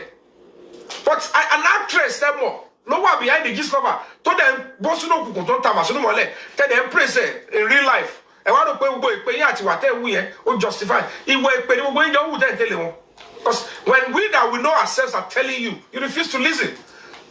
Because witchcraft ìwà burúkú èèyàn burúkú náà ló pọ̀ jù gbogbo yín. Akọ̀ package pé àwọn fáǹsì èmi ò ní fáǹsì wèrè. Èmi ò ní àwọn fáǹsì wèrè pẹ̀lú àwọn fáǹsì tó ní foresight. Ẹ̀kọ́ rò pé irú èmi ń sìn mo ṣe wà intelligent o. I just want to sit down and talk. Mọ̀ pé àwọn ayé máa nìyàn lára dé stage kan wọ́n bá yẹ pé mi ì máa lólùgbèjà. You want me to go there route? Kébì náà bàbá wọn ṣí fake account. Kàjọ máa kọ́ bàbá mi jẹ́ mẹ́ẹ̀ kébì náà gbé wọn síbì. Èmi máa ṣe yẹn. Màá crop picture ẹni tí mo mọ̀ pé káà ló ṣe kiri. Mi ì ṣe rí ilé ayé mi. Nígbà tó lè tún tọ́ lórí case bàbá Ìjẹ̀ṣà, wọ́n lọ gbé Davido dìde tó kẹ́ máa kí wá túùzù gbogbo wọn yẹn. Wọ́n ṣe orí burúkú wọn bá mi. Ṣé dèdè lẹ́ni mo kú? Àbọ̀sọ pígbà tí wọ́n ka owó Davido ṣó tó lọ, owó òpè wọn ni wọ́n ti yọ́nú ẹ̀ fún mi. Ẹ máa fi mí compare owó ìrì kan. Gbọ́n àwọn tí ó ní talent tó yẹ pé wọ́n kàn ṣe gbogbo yẹn gbogbo ṣáàjù. Àwọn tó ní talent gidi ò ní ṣe gbogbo yàmàyàmà yẹn. Ẹ kọ́kọ́ wọn báyìí pé pẹ̀lú báwọn ní ṣe build orúkọ wọn. Ṣé n ta máa resource ní èjìlélẹ́ fẹ́ máa rojọ́? When you see my movie and you see my script, does it look like I overflog it? Mo kọ story mi, mo kọ dialogue mi. Wọ́n wá máa ní ẹ lára, they will make you to go into your personal nature. Wọ́n wá jẹ́ kí nature yẹn, because it's social media, your real person, they will now put spotlight on it. Àwọn dẹ̀ wọ́ sí gan. Ìkà burúkú lọ́kàn ṣe kúra, ìkà burúkú.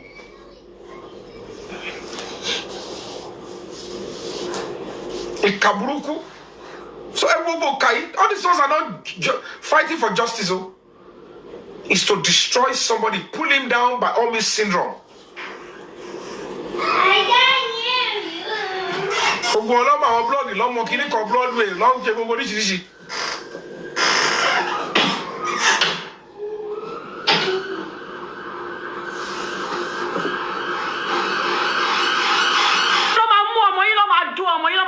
Ọmọ yín, àwa wo nǹkan tẹ́ fẹ́ ṣe tó bá dìgbà yẹn. Wo ayé yín wa bàjẹ́ ní gbogbo ẹ̀ pátápátá tẹ́ bá sọ pé kọ́lọ́ máa release fíjọ́ ọmọ ọlọ́mọ tí Ìjẹ̀ṣà tó ń sọ̀kì ọwọ́ tó ń láàárẹ̀ tó mọ̀ lẹ́sì ẹ̀ lè fẹ́ jókòó ẹ fẹ́ wo pedophile nìyí ẹni bá ti. You're making it look like you are not aware that princess no stage again. This is pure wickedness. The girl was not there naturally. If this girl was planted there, she's serving a purpose. This is extreme wickedness. The way we went through the process, why were you so comfortable? You are supposed to ask Princess, I don't understand. If this girl doesn't want to see Baba Gesha, how come you ask her to close the door and then you left? She went to sit beside the same Baba Gesha. Why are you doing that? Why would the same girl go and sit beside and the Tono of Eddie? Why? This is organized crime. It's unacceptable. So you princess, you have to pay for this crime for doing this with a young child. To buy 14, 11, cannot maintain. But princess should pay for all this crime. But get 14, only original to reduce a sentence because only for life imprisonment, and other sundry charges. I have come to the real age of the girl. Okay, go back to your original age. She's an adult. So why did you set him up? How could you set up the column of his sentence? I thought you scatter everywhere. Oh, no, the blue lady. Of the social media, Mama, I want only have information, have knowledge. What about time I saw it? Only she don't know. Pedophile ni. Ó ti yẹ ṣe tó bá ti fẹ́ pedophile gidi. Láìrí tí mo rí ọ̀rẹ́ mi, ó mọ̀ pé tó bá ti gbá lórí mi ó ti gbá nìyẹn. Láìrí tó mọ̀ ẹ́ tó nínà. Tó bá ti gbá lórí mi ó ti gbá ìyá òbí. Yomi, ó ṣe live video jókòó. Yeah, you know, you have to wait. Ìwọ ló wait Yomi. Ìwọ ló wait yo. Ó jókòó say you have to wait. Tí ẹ tẹ̀ gbé phone ilé jẹ́ kí art bó ṣe ṣe náà. Mọ̀ pé mi máa imitate yàn. Ó ṣe báyìí. The point what people are not understanding is this. I'm not giving you my stick again. If you ambush somebody into misfortune, you cannot continue to say it is the right thing to ambush somebody into misfortune. You are only talking about the end result. No.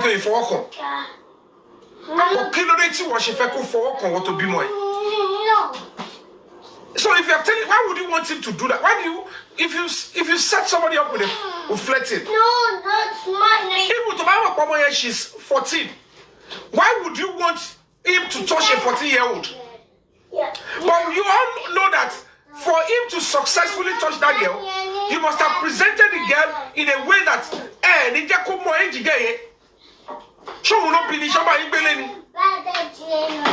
how are you not so sure that the girl was presented as an adult? What a penny Jimmy for you? It's pure nonsense, pure criminality. That's one place talk with that office up with love in land. Pure wickedness. Over by even keep about your wrong. You want to fair batty again. And make it look like it was a natural crime. That is what the guy is. No. The only thing they did was call him to come and act movie. Go into the room.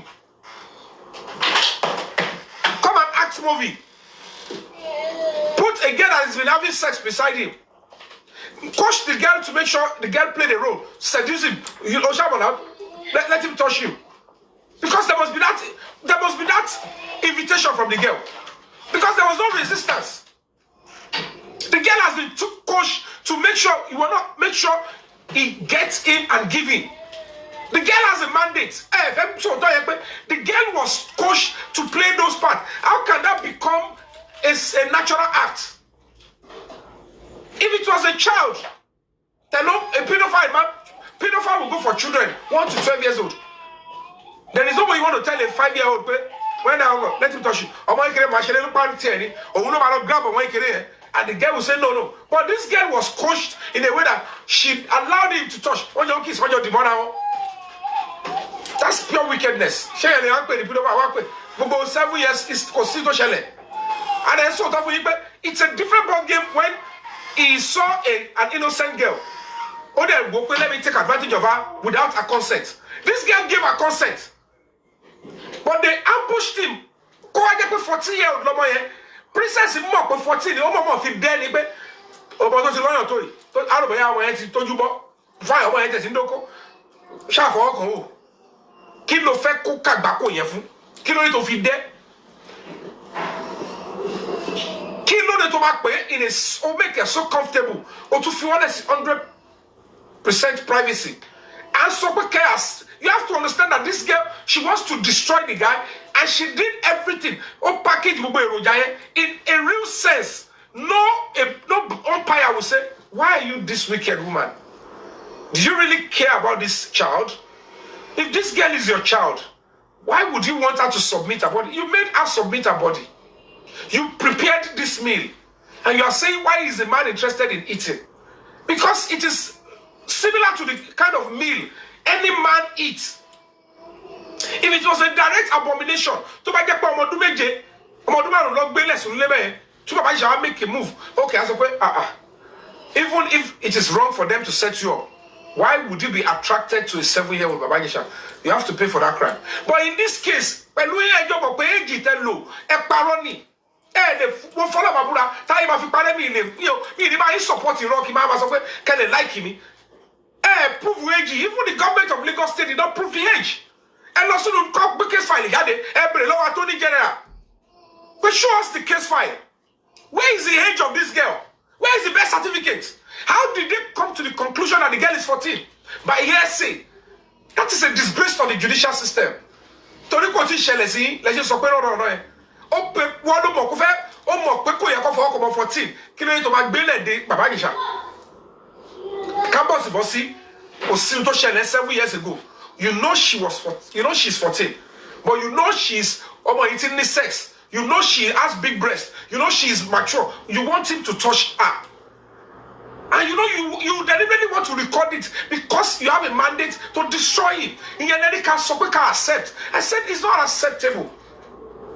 Prerequisite for this action is totally errored and devilish and wicked. It does not have propensity in law. I want to show that I fought for children. If you mess up with women, sexually exploit women, you go down for it. I will always advocate that even if it is 30 years, if anybody sexually abuses you, bring it up. Don't listen to those people that will tell you you will not get justice or you'll be shamed. No. Report to the police as quickly as you can. They will see the best they can make out of it. They will get the total justice, but they will still get something for you. Or they might even put the person on a serious surveillance. Don't believe those that say because it's long, nobody will believe you. We will believe you. But not to the extent that or any Mabo. Kill of people in the first place. And I'm telling you the honest truth that nothing absolutely happened when the girl was 7-year-old. No proof was even presented. No witness. Princess go Rikoko. Nobody saw anything. The girl was a Babagisha this virgin when she was 7. She had the right job. Police did the right job and they realized that the girl was recently disvirgined. Even her virginity is still healing up. Police now said they want to wash their hand. They took a protest. That was when Yabo and all of them, they went to protest against the police. Are you guys not thinking? Police wanted to do the right thing, just the way they did in this Naramali's case. Police wanted to give Babagisha bail that, no, we are sorry, we thought it was a genuine case. No evidence of Babagisha defiling any child when she was 7. No. We can't hold him. If it's this trap, when the court presume, charge him. Because they don't want the police to do their job. This princess, she went ahead. And all of them, Yabo, to protest against the police that if they should grant Babagisha bail, they will take his life. I said, not on your lives. Tani wo. And you never change the constitution. If the constitution believe Abaisha deserves right, if the police act believe he deserves right to bail, that right to bail is very important in this life. You don't say they should not grant him. And I put up a counter protest. He said I'm supporting a pedophile. I want people to commit serious crimes. And there she even threatened that they will take Babagisha's life on their own if they grant him bail, if they grant him his fundamental rights. And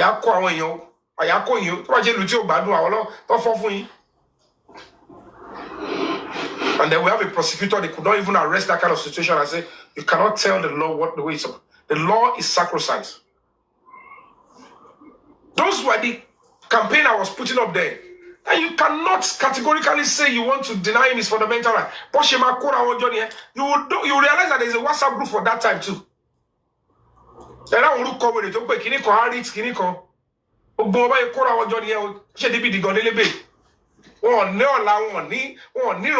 Vision.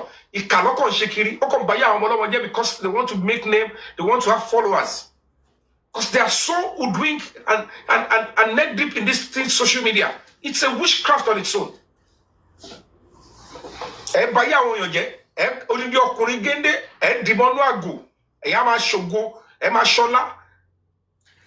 I see Kiele Abusubiko. So go share Ramali go show the call. When that came by any so all that way with the other into. How can you ask an innocent girl sitting when don't worry, there's a camera here. Wait to let him touch you. Because if you do not coach the girl, can't make advance. No, no. And she walks away. So about the force say no crime has been committed. But you coach the girl to understand that she's submitted. But the girl because trap lele. Push a war about the crow to one of the Kishima. Was I rush only one? He said one like Dimon Lori. And they began their own scripts. They wanted to force him. All he could do is, I cannot prove. Okay, Mabinu. Okay, I yellow shemi. Mabinu. Mabinu say. Only Sokweba Ikosheba and Mabinu say. Because only a strong person will not fall to say, okay, I'm sorry. Yet, one look, a whole judge, our judges, normally they're supposed to bring the CCTV. Onapani do not have access to the CCTV. No, we don't know why would you fall. When you don't know why would you fall, I'm on your day, and the back, why would you fall? And to fellow to love, what you do about it, or when you bring our boyfriend, why would you fall? When they don't come, why would you fall? Or quite you do a blue.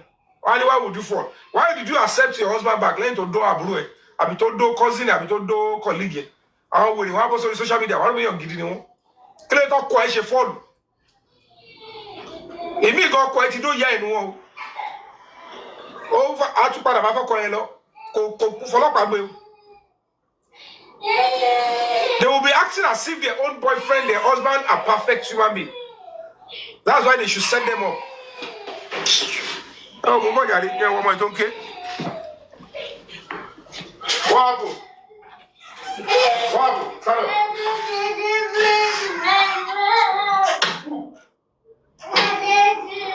Where is she?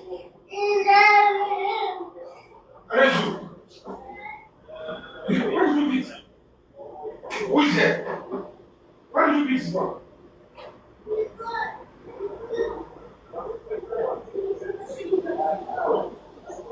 That's how you beat him from. Don't worry. Don't try again.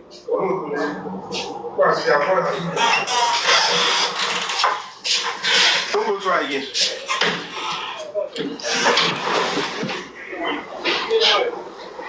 So all these things that are happening now are natural. They are meant to happen because I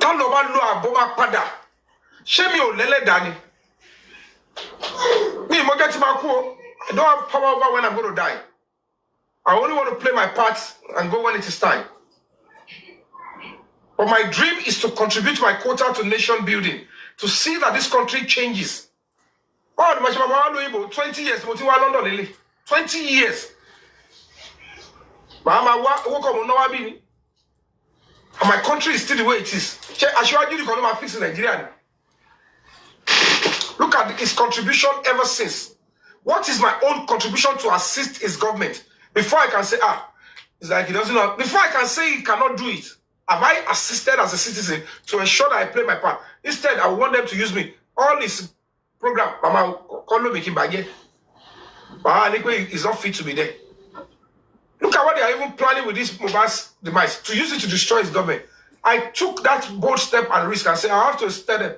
They would listen, look at original one. If you destroy government, you'll see one thing began. And when you told you that, they look at the way the entire nation was arrested. And that is what we are saying. And when they want to work, destroy Japan, and they will sell it. Okay, millions of dollars all the time. And they will sit back again for something in that government. And if the girl is later, they will say, oh, I like saying here, you know, say, oh, any of them, not to touch him. Because they don't care. Although I don't care. I don't call it on the estate car, it's only when I'm kidding. But the government, commercial, at least I've been able to pay back my loyalty to Ashwaju and his family. Because I have no reason to even be disloyal to that family. I belong to that family. But in my bag was also about to I will not. I thought we are skilled. We are telling me then when the whole stuff starts, you know, manifesting, I said, Yomi had a song by you. It's a nanny but long by it. I don't tell you to fully call anything by it. So that's the whole stuff. Let's come together. Justice for Mohbad is non-negotiable. Let's come together. That's September 11th. Let's come together. Eka Jadi. Mohbad's voice is being very you. Anybody want only bigger voice. Egbe. The voice is going to money on the ice keep it all about that. The voice is my top way. Alebo. But I can't avec Didi. On encore is in Konobu. Can you see? On Konobu. Like I show on Konobu. Ṣùgbọ́n Ọlọ́run pé oore tí yàn ṣe Ọlọ́run jẹ́ kó gbé. Ó gbọ́ ọ̀rọ̀ tó ti tara mi wọ̀ lóyìnbó. Nígbà tí yàn ṣe oore gbà ìwà rò pé irú táìmù yìí tó mọ́ ọmọ wọ̀ lóyìnbó yìí àwọn yẹn ló máa bẹ́ẹ̀ máa tọ́jú ọmọ. Tó bá ṣoore, mo realize pé àwọn tí ò tiẹ̀ tí mo wọ̀ wọ̀ lóyìnbó gan lọ́wọ́ sísì lórí ọmọ tí mo mú wọlé. Ṣé mi ti wà London bí mi ò act film, mi ò ṣe MC, mi ò make income. I'm going to battle you. Look at since I've been here. Meanwhile, we're still working on the ground too, doing some certain things. I want to share so that Mohbad can get justice. So that these people, they can bring them to book and let's end this whole stuff. Come on, Komishi.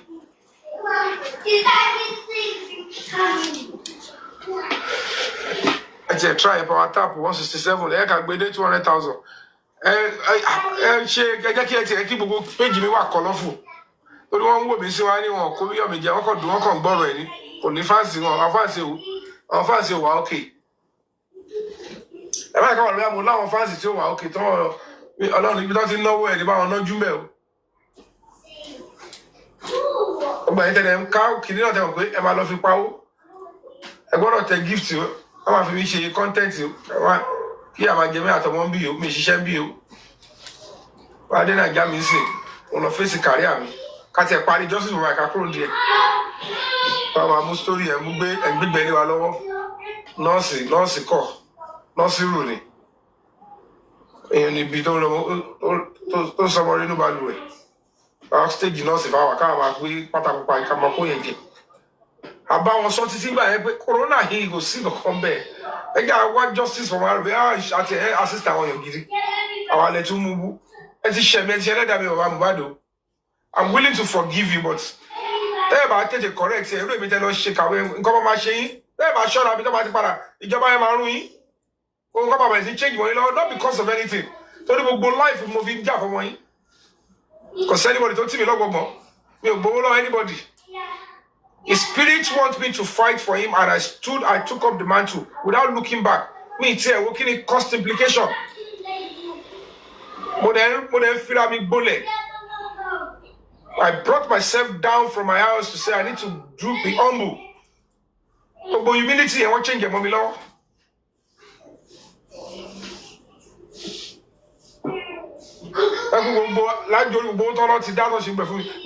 $20,000.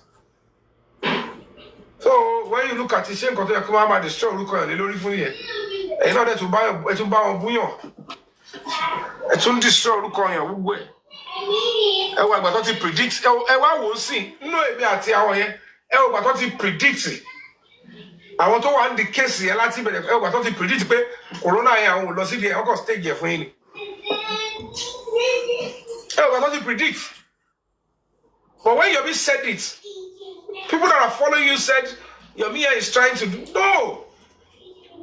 Because I never experience the background in the way. I know when something is going to work. I know when it's not going to work. I want to go to my son. I want to back from my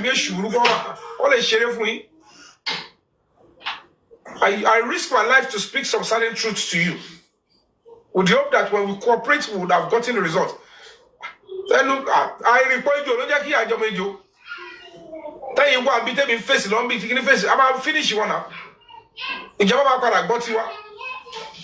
When for like, oh, you can't go more every day. Go what? Go for go clear because le ma dwindle. Le ma lo káàkiri. Me I go to really aye me ready to nja for mo ko bu àwọn tó nja for rí.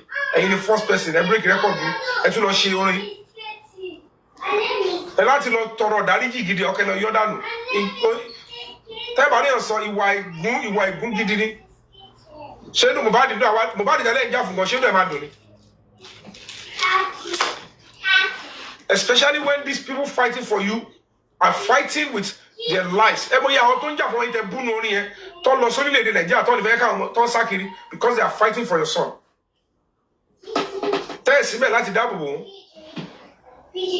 Oh, we call Lana the one to all my engineer or Kokoma Bon. Well, Kiniko, Samson, Kiniko, and Sodium. He was a batty against the came in competition against it. If you quit one because people want money.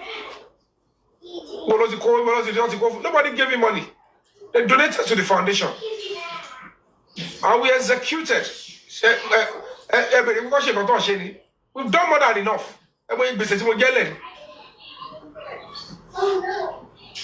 We have some things that not only we keep fighting on. Boy swords, I want Arabu. We seek asylum. We should kill it. Why hide behind key parts? Am I insult you and bring your career down?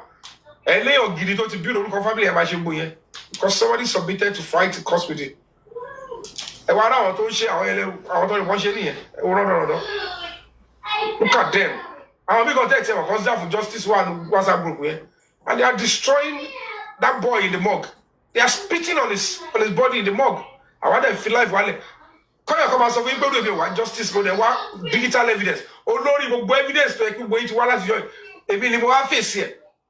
Do you think my life will not be serious? What you now? They will come for my life. Because what I am seeking, no time everything is too heavy for anybody to say is hey, go. And why imagine that about this stop baby? Atimari would have finished this justice. Because you will still realize that at the end of the day, you need digital evidence, particularly video evidence. Ademari, they will run a phone forensic on Adura. They will find a way to get the CCTV in the house. The lawyers will work on it. They will do it. I don't back down easily. That's why we moved on. That with or without you, we'll move on. Because that is your year. Hey, let me get to my Duseliki. Baba, Baba, justice for money. ẹ wá sọ yẹn di rivalry ẹ wá allow wọn penetrate àwọn yẹn náà kọ parọ́ mọ́yàn wọ́n ṣe wà ní òótọ́ sí wọ́n wá rí ṣé ká lọ lù wọ́n sí ṣé irú búkì yẹn sẹ́yìn sì tó ti rí òótọ́ sí ṣé kí wọ́n lọ lù ní. Our conscience have told her that mo dẹ̀ ṣe kàfẹ́ nìyí o wọ́n á mi lè pa kọ̀sì tó bá jẹ́ abiyamọ gidi nu wọn tọ́ pẹ̀lú tọ́tọ́ dáadáa tó ti rí òótọ́ they will find a way to say let's remedy this mo ẹlẹ́dẹ̀ẹ́ ní tá a ṣe kà fún ìlà èmi wà lẹ́yìn gbogbo àtọ́ṣe fún mi pẹ̀lú lọ́tọ́ pamọ́ mi ọ̀la ó ń dó lẹ́nu bí lọ́la ni ó lè ní cancer of the finger ẹlòmí lè wà níbi kan pé ìjọba ìlú tó wà wá kọ́ dédé parọ́ mọ́ pé nǹkan báyìí kí lòun ṣe kò ní mọ̀ pé ohun tó ń ṣe fúnra wa ni because I put my life my property my career my even my children gbogbo ẹni mo fi jí mo fi sacrifice for struggle pẹ̀lú ẹ̀ náà ẹ fowó owó tí o tó ẹ fi ń sọ́ọ̀tì owó tí o ṣe pé mi ni mo ní personal problems ẹ fi tọ́ it's for the struggle and you saw activities mi ìmọ̀ báwo yóò ṣe níbẹ̀rù náà ẹ wá dúró nǹkan tá a ṣe press conference almost about 2 ẹ wo protest different types ẹ wo gbogbo movement here and there going from party to Lagos command to zone 2 back to party ọgbà alágbọn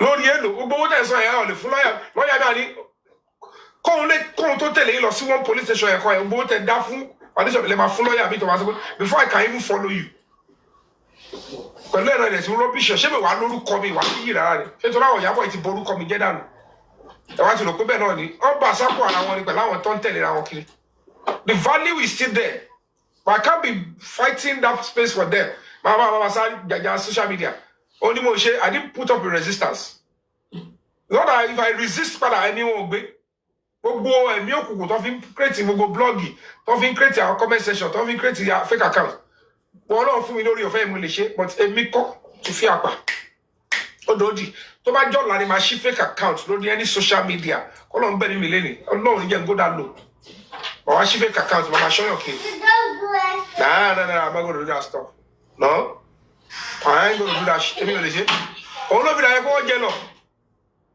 òun lè ṣe rò pé ó dàgbẹ́ àwọn èèyàn like Yomi because I didn't put up resistance Lizzy ó ti wèrè bọ́lẹ̀ ní pé tó bá máa gbà ló máa fúnra wọn ó bẹ̀rẹ̀ sí pé ẹ lè sọ mí di wèrè ẹ máa sponsor lọ ẹ̀yin ẹ fẹ́ máa gbójú yín àìdójú yín ẹ lówó òun ti lówó already so òun ò ní máa bẹ̀rù pé máa tó bá gbójú òun jáde lòun fi lówó òun máa fèsì direct ẹ lè sọ òun di wèrè ẹ ti kóra yín ẹ̀mí òkùnkùn ẹ báyìí máa kóra ọjọ́ nìyẹn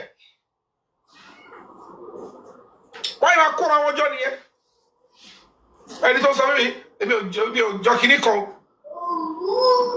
ṣé mo ṣe bàjẹ́ sọ́dọ̀ yẹn oore burúkú mo ṣe mo sacrifice ṣé wọ́n ẹgbẹ́ ẹ̀ ti ní kọ́ lọ yìí nípa ńgbà kan rí.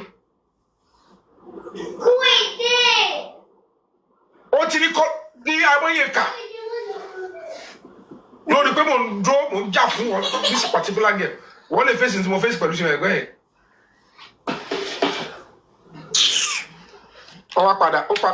ó padà dìde padà èmi ni mi mọ̀ ṣe mọ́.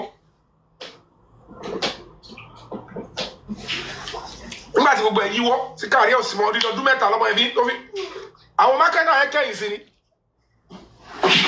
mo takú ní iṣẹ́ kòkò jọ èmi máa lọ sínú fíìmù tèmi.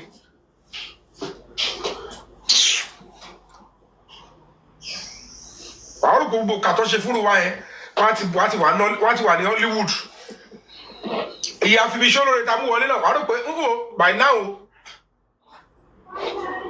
wọ́n ti máa fi ráìbà rú àwọn òmí torí ọlá àwọn bùkún mi tọ́ba rí wọn nu fíìmù ọ̀nì kó jọ́ pẹ̀lú gbogbo wèrè tó ṣe tẹ́ ṣe káàkiri náà a lè rí púrọ̀ àwọn pé tí n bá ti rẹ́ nínú fíìmù yẹn ò lè lọ. wọ́n tọ́ ẹ pé bá ṣe gbé ẹ pẹ̀lú ohun tá gbé ẹ pẹ̀lú wàhálà àtàjò pé ara ó yẹ kó dá wà lọ́tọ̀ ni torí àṣejù ọ̀ṣàlérí ọ̀ṣẹ̀ fi ẹ kọ́ bọ́dì lẹ́yìn tí ẹni tó fẹ́ ti mọ̀ pé mákẹ́tà àtọ́jú ó mọ̀ kó ti fẹ́ wọ́n ti ṣe gbogbo ẹ̀ṣẹ̀ tó padà ìṣẹ̀ lẹ́yà ń tàn best marriage jẹ́ nítorí burúkú ẹ̀ wá ń borúkọ tèmi jẹ́ àwọn nǹkan dọ̀tí ẹ̀ ṣe dọ̀tí lérí ayé lórí social media ẹ̀ sọ di gold àwọn yẹn náà dẹ̀ tẹ̀lé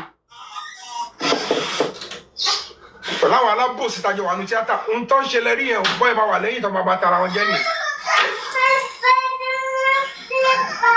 ẹni tó gbénu ilé ẹ̀ tó jẹ lọ́wọ́ ẹ̀ tẹ́ ṣe gbó ẹ̀ ẹ̀ tún ṣì wà bí tó máa bá tiẹ̀ jẹ́ ọ̀ láǹkúrí wọn ní loyalty n tó bá ń jẹ lẹ́nu báyìí lọ́mọ torí wọn ní good foundation wọn ríyàn gidi tán wọ́n bí pé coming to the industries tó ẹ̀ tó bá lè bá tiẹ̀ jẹ́ ẹja lẹ́gẹ́ ẹ̀jẹ̀ sọ́ra ni o.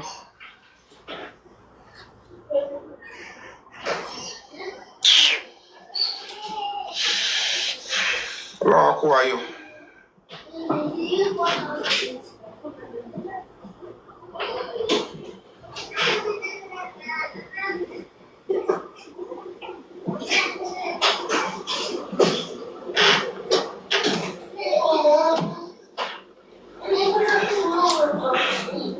My name is Yomi Fabiyi.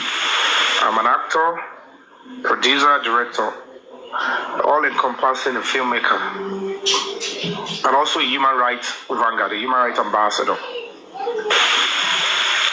Yeah, first and foremost, it's quite an unfortunate situation that in 2021, little is being done to protect the girl child, even the boy child. And that is why I have been clamoring, speaking at the top of my voice all the time that we need to enhance and improve our justice system as well as policing structures such that these children in this country, in this society, will have trust in the police. I wasn't raised to even call police. I wasn't even taught in school that there is any number I can call for emergency.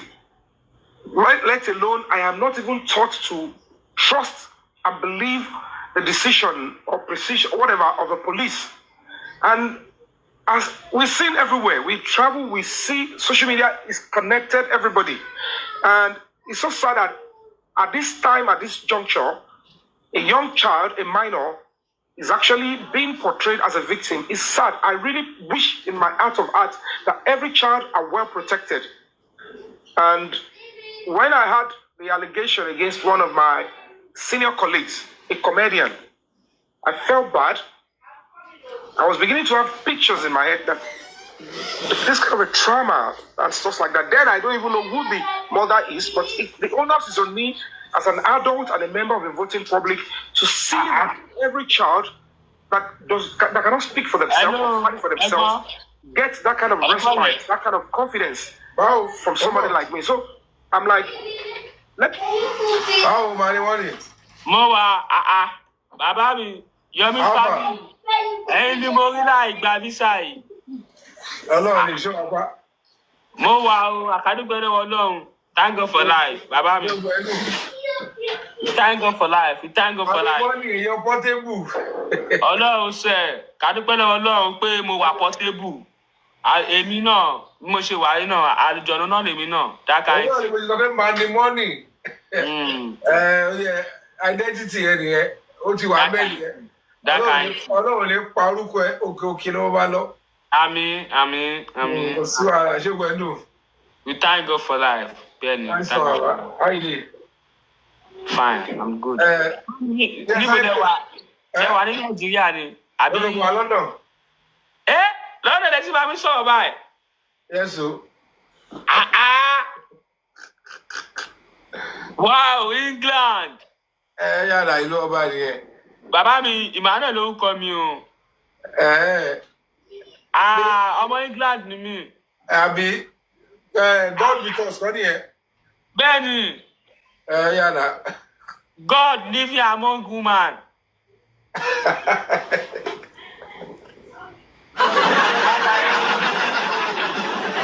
Yes, I play kini ìtàn. Hold on. Mo fẹ́ play kini. Hold on. Okay. This particular stuff is on Goldmine TV 4 years ago. 4 years ago, 2025 now. That means this was in 2021. So, Let me follow through. The fact that there is an evidence, we understand there is a CCTV. I'm like, there's no way I can see that. And I need to be sure that at the end of the day, the right judgment is being passed. So I was waiting patiently. And of course, everybody knows that I have an NGO on human rights, Break the Silence Foundation. And that was what led to the bantering, because I've got some followers on social media, and they were like, you are now quiet. You are an hypocrite. You break your silence on key issues. Why this? But they were unable to juxtapose that at any time you see me speak up, I must have been sure that I balanced the story so that I will not by any way hurt anybody with my information or accusation. Because I am not the one prosecuted. So I take my time. If I cannot go there, I allow the due process of the law to take its course before I comment. Or if there is an overwhelming evidence, then I can take a position and ensure that the victim gets justice. In this case, I choose to keep quiet, and suddenly, when I ask and advise that, please, don't quote me wrong, don't think I am silent, don't think I am an hypocrite, I would never do that. I am just taking my time, let the due process go through, because the only time you can actually say is that I am an hypocrite is if the video is leaked online or is released. The video in question, now, or the suspect confessed to the crime, or there was a trial and the suspect is found guilty. That will give me an ample opportunity to actually give a definitive reaction that will show that rape is not acceptable in our society, and that I am standing by the government. But unfortunately, my comment was twisted. They exonerated where I said video. And in my statement that I first released, I ensured that I actually put into cognizance the minor rather. I was particular about our safety, our mental status, and I'm like, we should rally around her. And then I commended the police that I am trusting them, that they will do justice and ensure that the real culprits are going to be, brought to book. And my concerns and my prayers are with all concern. That was just it. But unfortunately, we live in a world, in a perilous time. We live in a changing world. People will look at you. The comments came out, people reacted positively, no negative comments. And then, from the blues, one of my colleagues went up. She didn't even take her bath. She didn't even consult or speak with me that I don't understand where you're coming from in this particular statement. Exonerated and said, you cannot, don't ever ask for the video. Because of so, I look at it, I said, this is not right. You have just a phone call away to me. Ask me, are you asking for the video or you want to see it, or what are you trying to say? Then I'm not even asking. I am interested, but there's no way I want to see it. The only way I would have seen it is if by chance it was leaked online, or the man was caught having it with a minor in a place where somebody recorded it. If the person does not have anybody to show the video to, the next place to get justice for the guy is to put it online, without even taking into cognizance, protecting the identity of the young person. I know as a human rights activist that children in that instance must be protected. Even if media houses want to now, by error, or want to leak it online, they will not, like, we get this footage, they will censor the voice, they will cover the face of the minor. If they see the need to show it, and they will advise, it's the law, that the footage you're about to see can be very disturbing.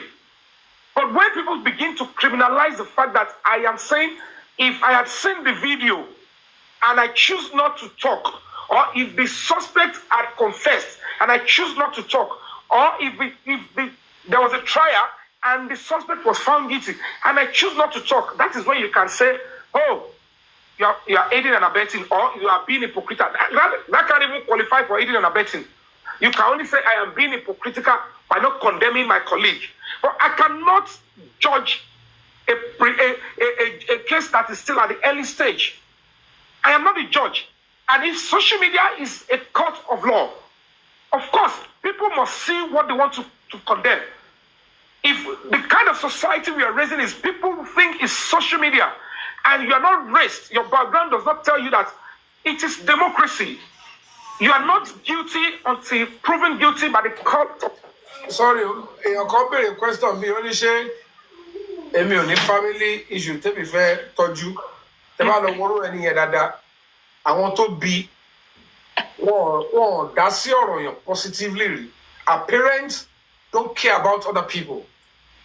Even ọ̀rọ̀ tí ẹ̀gọ́ parents ẹ̀gọ́ mójútó. So they are not raised to understand that in your core, you can't live in this world alone. Especially those of us that chose this aspect of humanity as what we want to do to care for other people. Just like the police officers that attended to your case, are they your family member? Do you understand? So when you realize the fact that people are not raised properly, if their parents have been looking and caring, there's something called duty of care. When they say duty of care, it means you have to look into when another person is being abused. But because duty they are not, of care. So, but anything here at Babel care for other people. To care for other people. When they see people like us dedicating our time for the cause of other people, when they are abused, when they need a voice, about strangers, and they will come to social media, they want to try to throw shade, and then you can be able to say clearly, this is who raised them, or this is how they are raised. And that is how you have to educate them that. Try and find a way to tell your parents, why haven't you been caring about other people? Now I thought it is a no.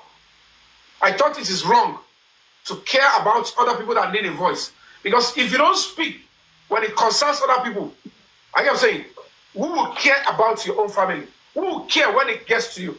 Toban abuse ọmọ èèyàn kan bí kan àbí tí wọ́n parọ́ bẹ́yàn ọ̀tọ́ ní ẹ̀ka lọ́nu ẹni yẹn ṣe léṣe. I am saying, táwọn náà yẹn tó sọ̀rọ̀. Ìjọ tí tó sọ pé kò kàn ẹ́ because your parents don't care about other people. When they are now doing it for your own child in university, somewhere else, and people over there, they look away. How will you feel? It's because you as a parent, you have been raised to believe that you don't have to care when another person is being abused. So when your own child or it goes to your own turn, people will say, how is that our business too? It was never your business when it happened to that Mr. Lagbaja. So when is that happening to you? How is it supposed to be our business?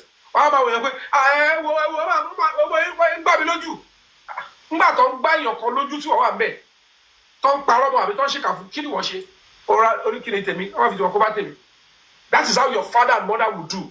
So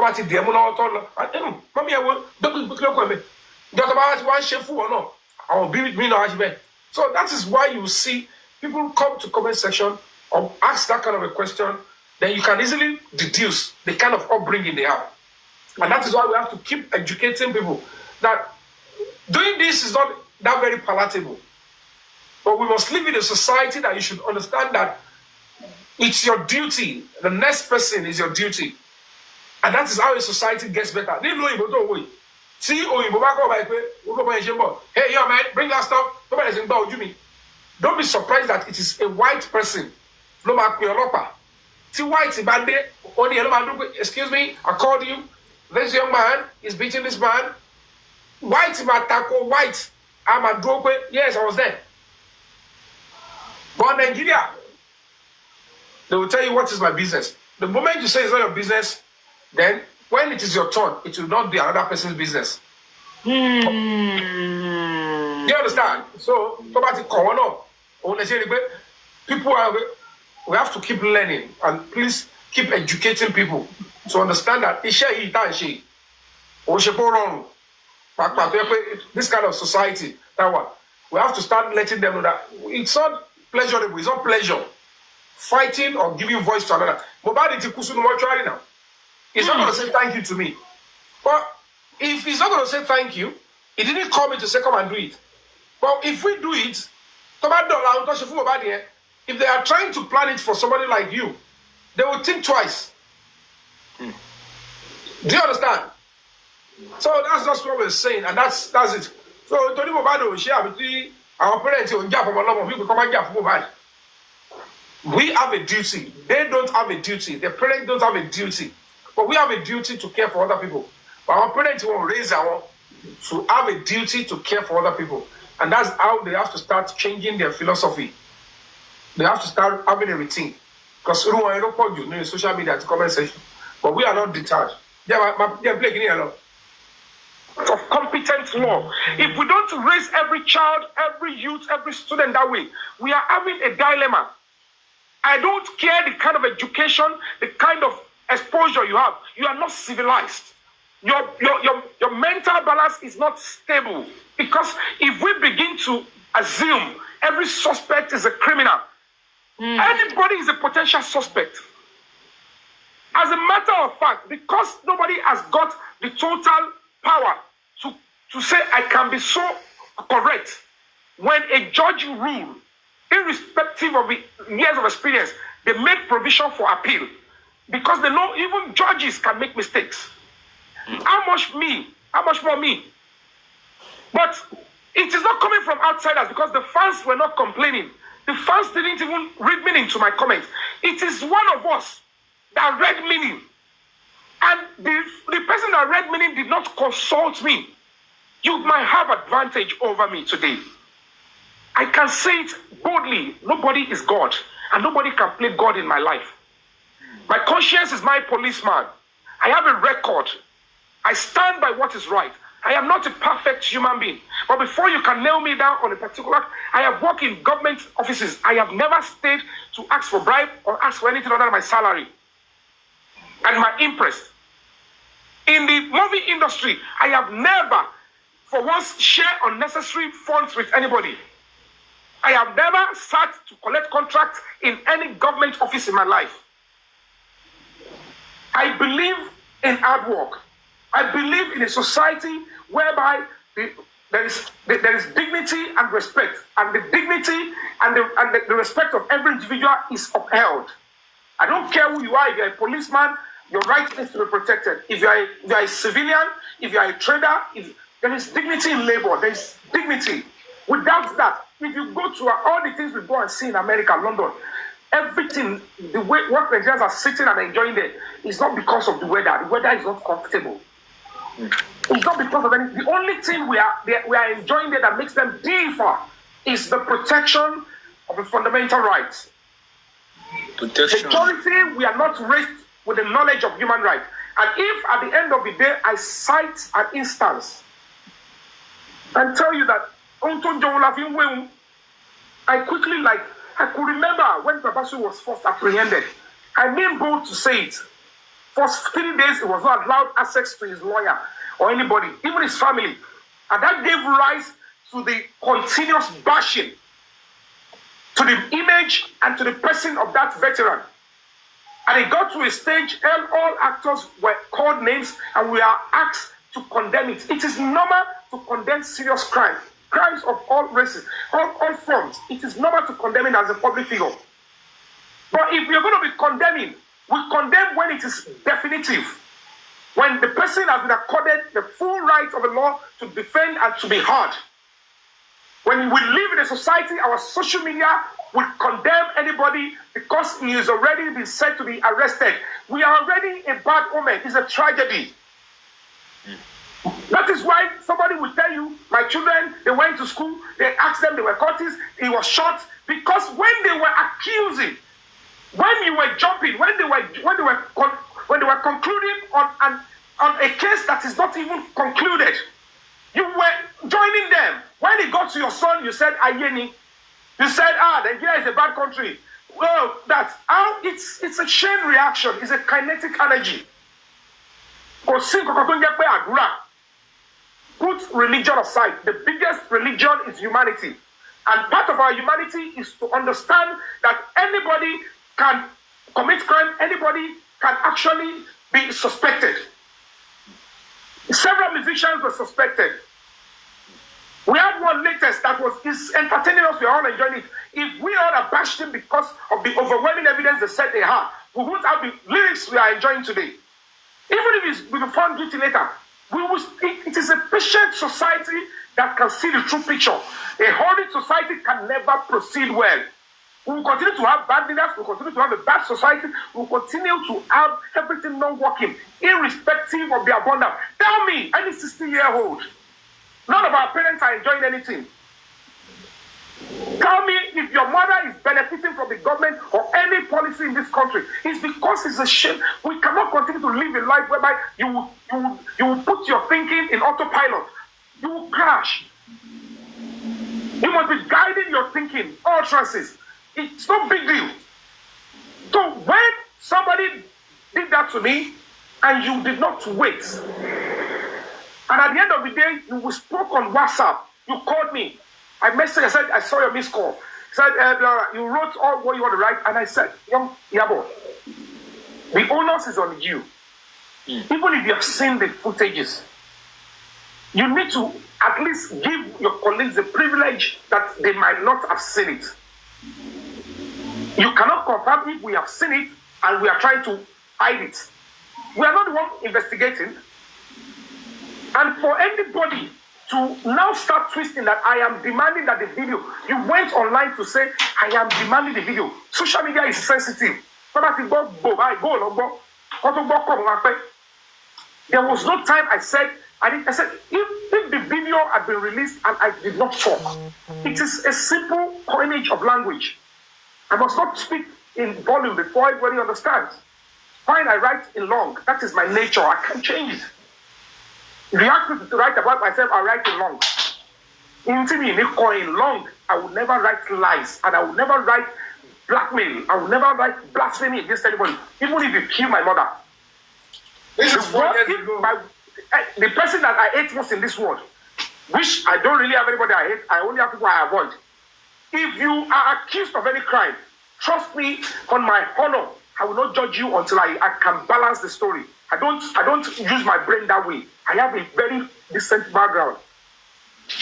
And if people are beginning to grow with that kind of a background whereby they don't want to judge, they don't want to wait, they want to judge, they will judge you too, because you are prone to suspicion anytime. You are prone to be a suspect, and we will continue to live in that kind of society. We will keep inheriting that to the next generation, and then Nigeria will continue to be the way it is.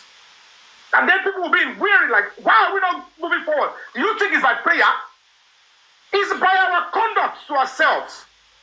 Our conduct to ourselves will free this country. It is our attitude. That is why Dr. Martin McCann said, by the color of, not by the color of the skin, but by the conduct and the content of the character. If your character stinks by judging before concluding, before hearing both sides, you are a tragedy. I am not speaking like an actor. I'm speaking like an individual that has conscience, common sense, and believe in the rule of law. You don't jump the gun. There must be an opportunity, benefit of the doubt for the justice system. These police officers are working in a very tense mood. That is why we are still begging, we are campaigning, we did answers. So,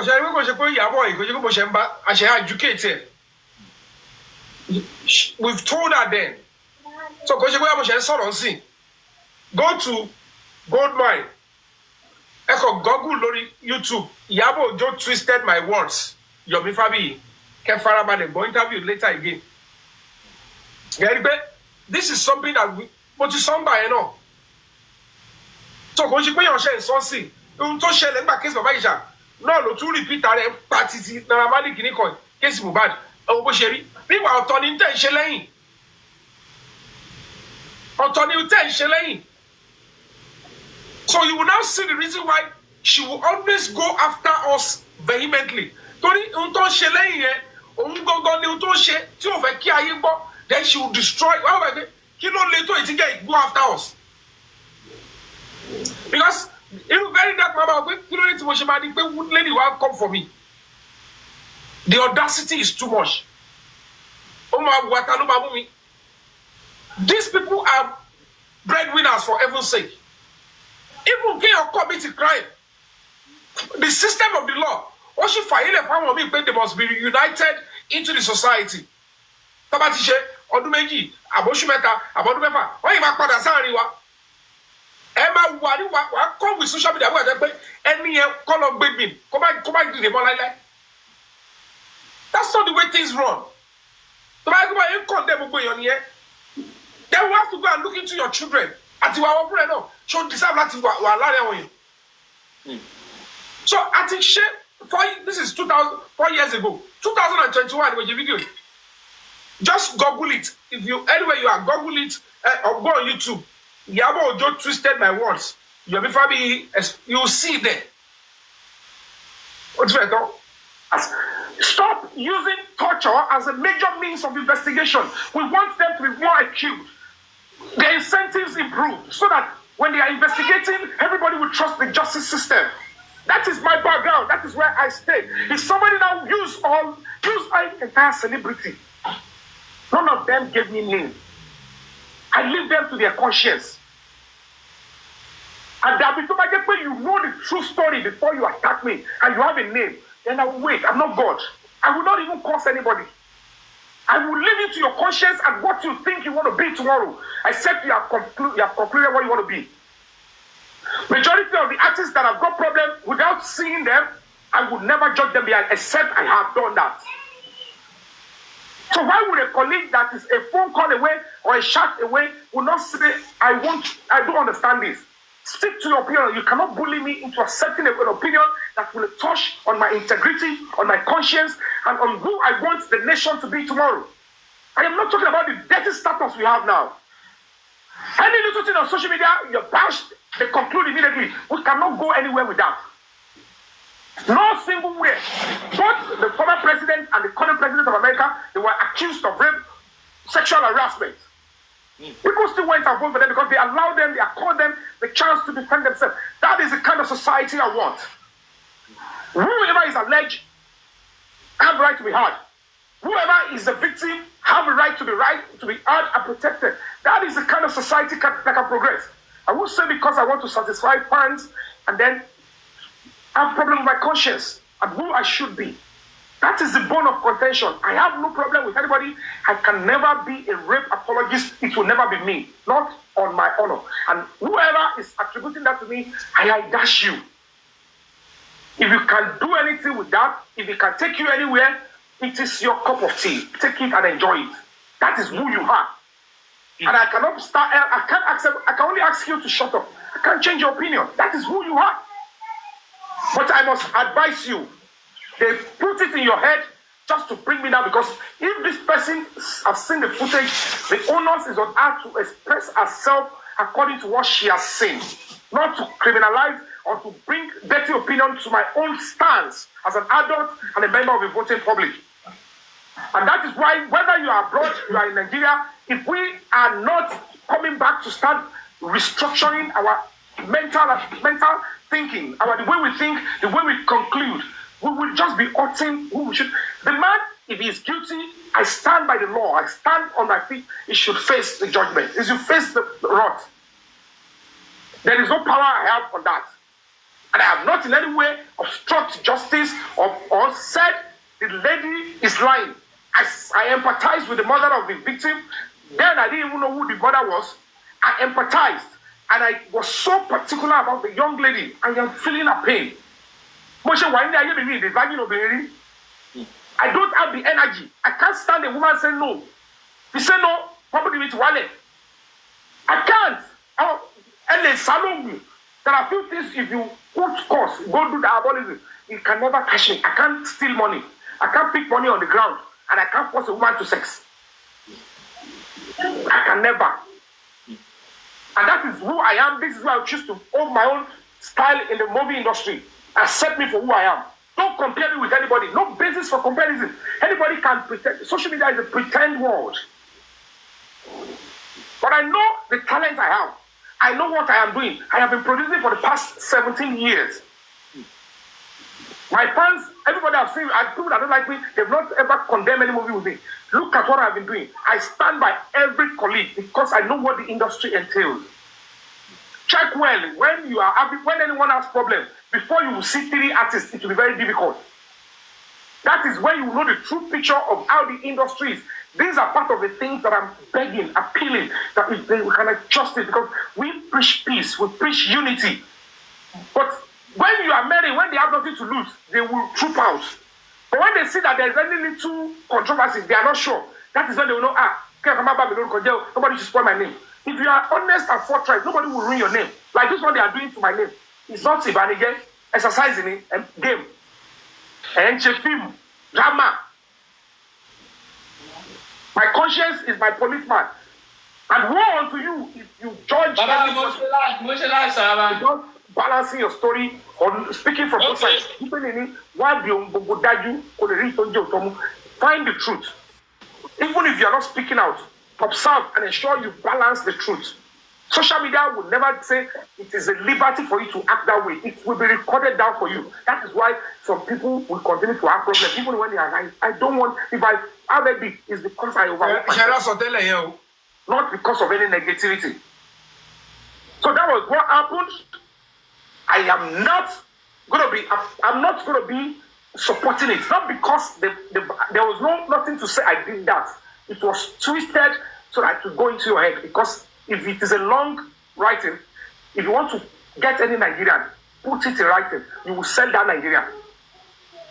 We need a reading culture. People should understand. I have the tenacity. I have the ability to write because I don't like coming back and explain myself again.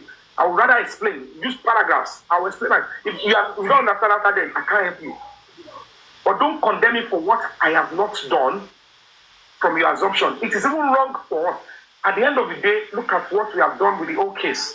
Yoruba movie industry. Musicians are.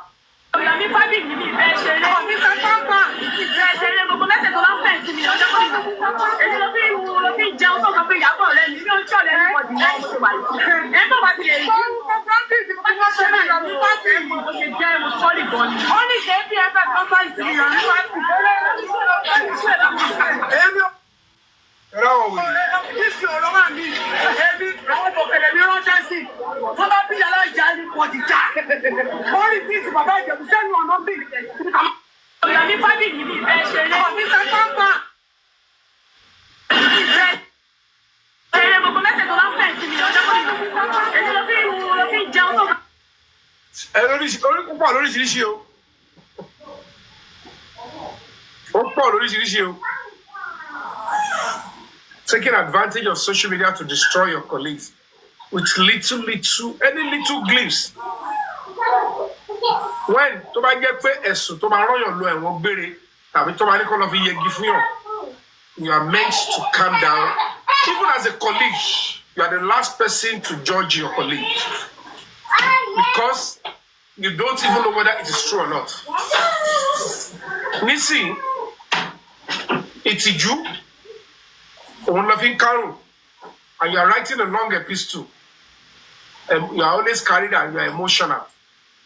But the truth or reality is, don't share the author. WhatsApp group, we have to get emotional.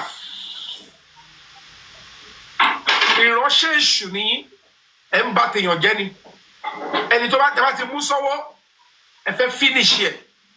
Ẹ dẹ̀ wọ̀ pé ó easy láti sáré kọ́nà bùyàn ní iṣẹ́ tíátà yìí. Ní entertainment industry, ó easy láti sáré sọ ẹni tó ti ń gòkè, tínú ẹ̀ ti ń jó. Ẹ mọ̀ pé ó easy láti sáré bomi pa. Èyí tó mú ṣe yẹn, àfẹ́ni tí Ọlọ́run bá gbà tọ́lọ́ bá fún ní orí ọ̀fẹ́ ló lè kẹsẹ̀ járí. Because the biggest witchcraft is what she's doing. Any little advantage, kò ní sí nǹkan yẹn kó fẹsẹ̀ múlẹ̀ o. Èyí tó dìrọ̀ mọ́ capital offence, you will destroy without even allowing the case to be established. Look at the early stage. Ẹni tó bá gbọ́rọ̀ wá fún ẹ àbí tó bá rí pọ́tí ń jù kọ́, you will take your time. You will take your time to establish before I judge, before I destroy. Because my own attack, my own onslaught, ordinary person law. Do you understand? Ordinary person law, you calm down. And Fisurusi, only a 4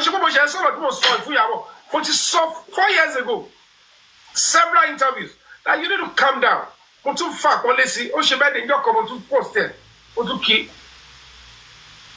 these people, they don't know that trying to do all this friendship, all this, this kind, they are destroying lives. What they big on community. So $1, see a door when you have a day. Could make any sense. It's not making. Hot here to pọ̀ jù because on top bàjẹ́ lára yẹn pọ̀ gan. Ǹjẹ́ yóò ti fi many years of sacrifice to be built. Àwọn wèrè ìdájọ́ wà ní iṣẹ́ tíátà ló sọ pé ẹ lè máa destroy orúkọ yẹn báyìí. Táwọn ará tábà tẹ̀ ń ṣe àbọ̀ká àwọn yẹn they are not informed. Àwọn ará wa tájọ́ bọ́ wá ṣe ń build orúkọ tábọ̀ yàtá ń jẹ. You take it easy on each other. Torí tó bá ti gbà nǹkan ẹ lọ́wọ́ ẹni yẹn kò sí òkú mímọ̀ kò ní nǹkan mímọ̀. Ṣé at this stage máa ṣe báyìí sọ ṣé kí n máa lọ gbé bọ́ǹsì ni àbí kí n máa lọ máa jalè at this stage? You understand what I'm trying to say? So kò hard up. Thank you, Miki. Kò hard up. So ó funny gan, ó stuff. So we are seeking justice for Mohbad, and trust me, he's going to get it the right way. Because ó ti fara hàn pé ọwọ́ nu that particular ọgbẹ́ wa yẹn gbogbo nọ́ọ̀sì kan ló ṣe kíní kan yẹn kò sọ̀rọ̀ ọgbó yẹn. They should go back into the investigation. It's clear now. Àti gbọ́ pé they denied the police and the inquest the information that they went out 3 a.m. Lágbo mẹ́ta òru. Mohbad wọ́n fẹ́ lọ gbé pharmacy kò wá tọ́jú ẹ̀ lágbo mẹ́ta òru. And then suddenly nurse came the second day again. So what are we talking about? Nurse yẹn wá gun lábẹ́rẹ́. Ẹ bèrè pé báwo ni nurse ṣe lọ léjọ́ yẹn? Nurse tún yẹ wọ ìyàwó rírí. You've never set your eyes on her before. Mohbad ò rírí. Kò sí anybody tó rírí. Ó dẹ̀ wá within 20 minutes. Ó dẹ̀ inject nǹkan sí ara Mohbad. Money money. Wọ́n ló ti ṣe nǹkan. Sorry, money money. Wọ́n complain bóyá mi mọ̀kan tó ń ṣe side ọ̀dọ̀ ẹ̀. They complaining. Wọ́n ní kí n disconnect pẹ̀lú ẹ̀. Sorry about that. So it's quite sad. It's quite appalling. Quite appalling.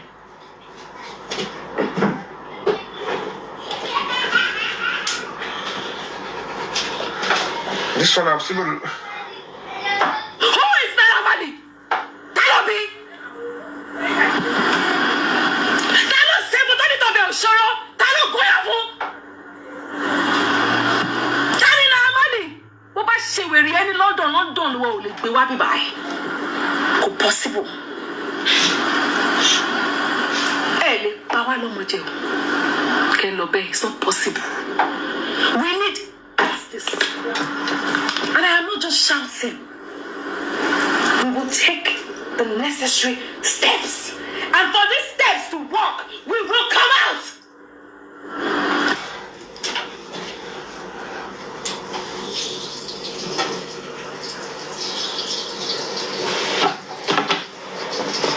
Now, echo fúnra yín. As I keep looking at that stuff, I say, even kan kéèyàn gbé orí ìjàpá mi gan, dẹ́dẹ́ mi rà wọ́n. That's not the reason why you have not been dealt with by the universe. But nítorí gbà mí, Ọlọ́run máa fà yẹn lẹ̀ pé you have to tarry a little bit to see some certain things. Torí with the videos she did against me, naturally, ó máa ń kókò yẹ kí n tiẹ̀ gbé fíìmù káàkiri. Débi páyé kan máa tiẹ̀ ríbi tà for one place. Tí nǹkan kan bá ti ṣe àbí nǹkan kò ní lè rí pé irú èmi kọ́lé lẹ́yìn ìgbà yẹn. Lójú ẹ̀ náà ló rí pé they name a street after me. Ojú ẹ̀ náà ni mo ti bímọ. Mo ṣèkó mọ́. Mo ti ṣe world tour. Mo ti ya fíìmù. Mo lọ káàkiri àgbáyé. So it's to tell people like her that if you do all those wickedness, you can only attract and assemble your likes, whether in the industry or outside the industry. But that doesn't mean this guy will not flourish and enjoy. Èmi ò rí bí tó ti ka fáǹsì mi tó lọ dínkù pé torí wọn ò ríyàn kan bẹ̀ àwọn fáǹsì mi ò pé mi ò wọn ò ṣe sensor àwọn fáǹsì mi wọ́n dínkù. And they've not ever even done the censorship of those people that are loyal to me wọ́n dínkù. Because èmi èlò gangan ló lóye pẹ̀lú mi. Kò tí yẹn.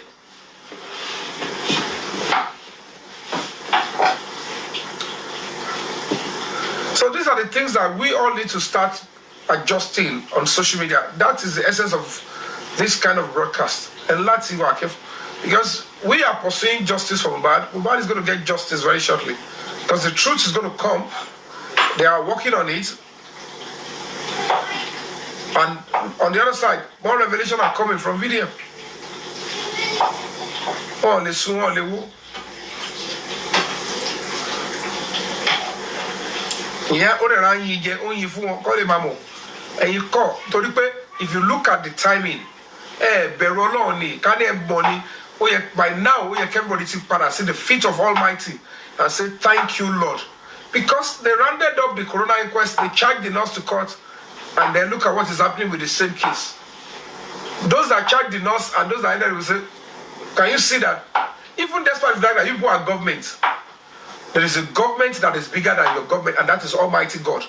Can they even think that by this time, the secret WhatsApp will come, the truth of the duvet, the people that came out 3 p.m., 3 a.m. in the middle of, how would they expect that it is at this time when the original scripts are rounding up, the new revelation Shengadi? That's to tell you that if you are properly inclined spiritually, you will know that this Mohbad's case is ordained, is spiritual. Anybody that tries to act God in Mohbad's case, abundantly. Anybody that tries it, in combat Jemolara, Asheleya Aworo, Bangbagidi, Taye Market. So, every now.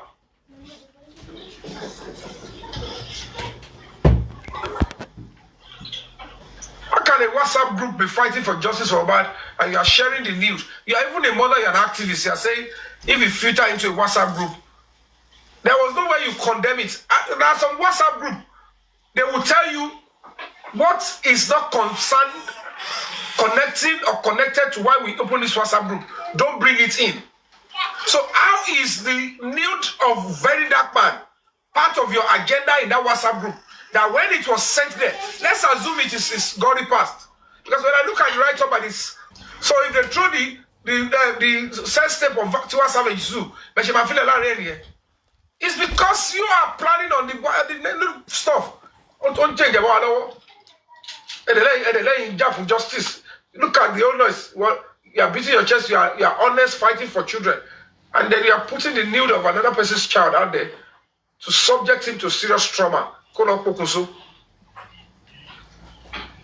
only capitalized on that negativity and he turned it to positive, because when they throw you lemon, you make lemonade out of it. I think WhatsApp group.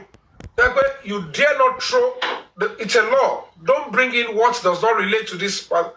So how is the nudity of another individual? That is how they just picture Thomas batting your Jabashima Kora or Johnny. It belongs about to syndicate Thomas Queen. And because at the end of the day they will share some money amongst themselves. So that's why you see that the story went like a wildfire. That's how they do. You'll be surprised that there is a WhatsApp group there. One logo media. One kajola on you. One sponsor. Okay, bring me your account. I said that. This the fabiyi, that is crazy. That's the David Yekwe. Tell me shake out right. I love going to American passport.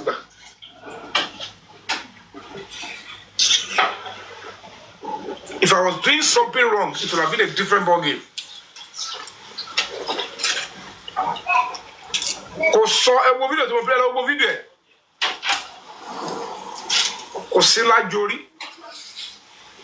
Just because I want to share my opinion.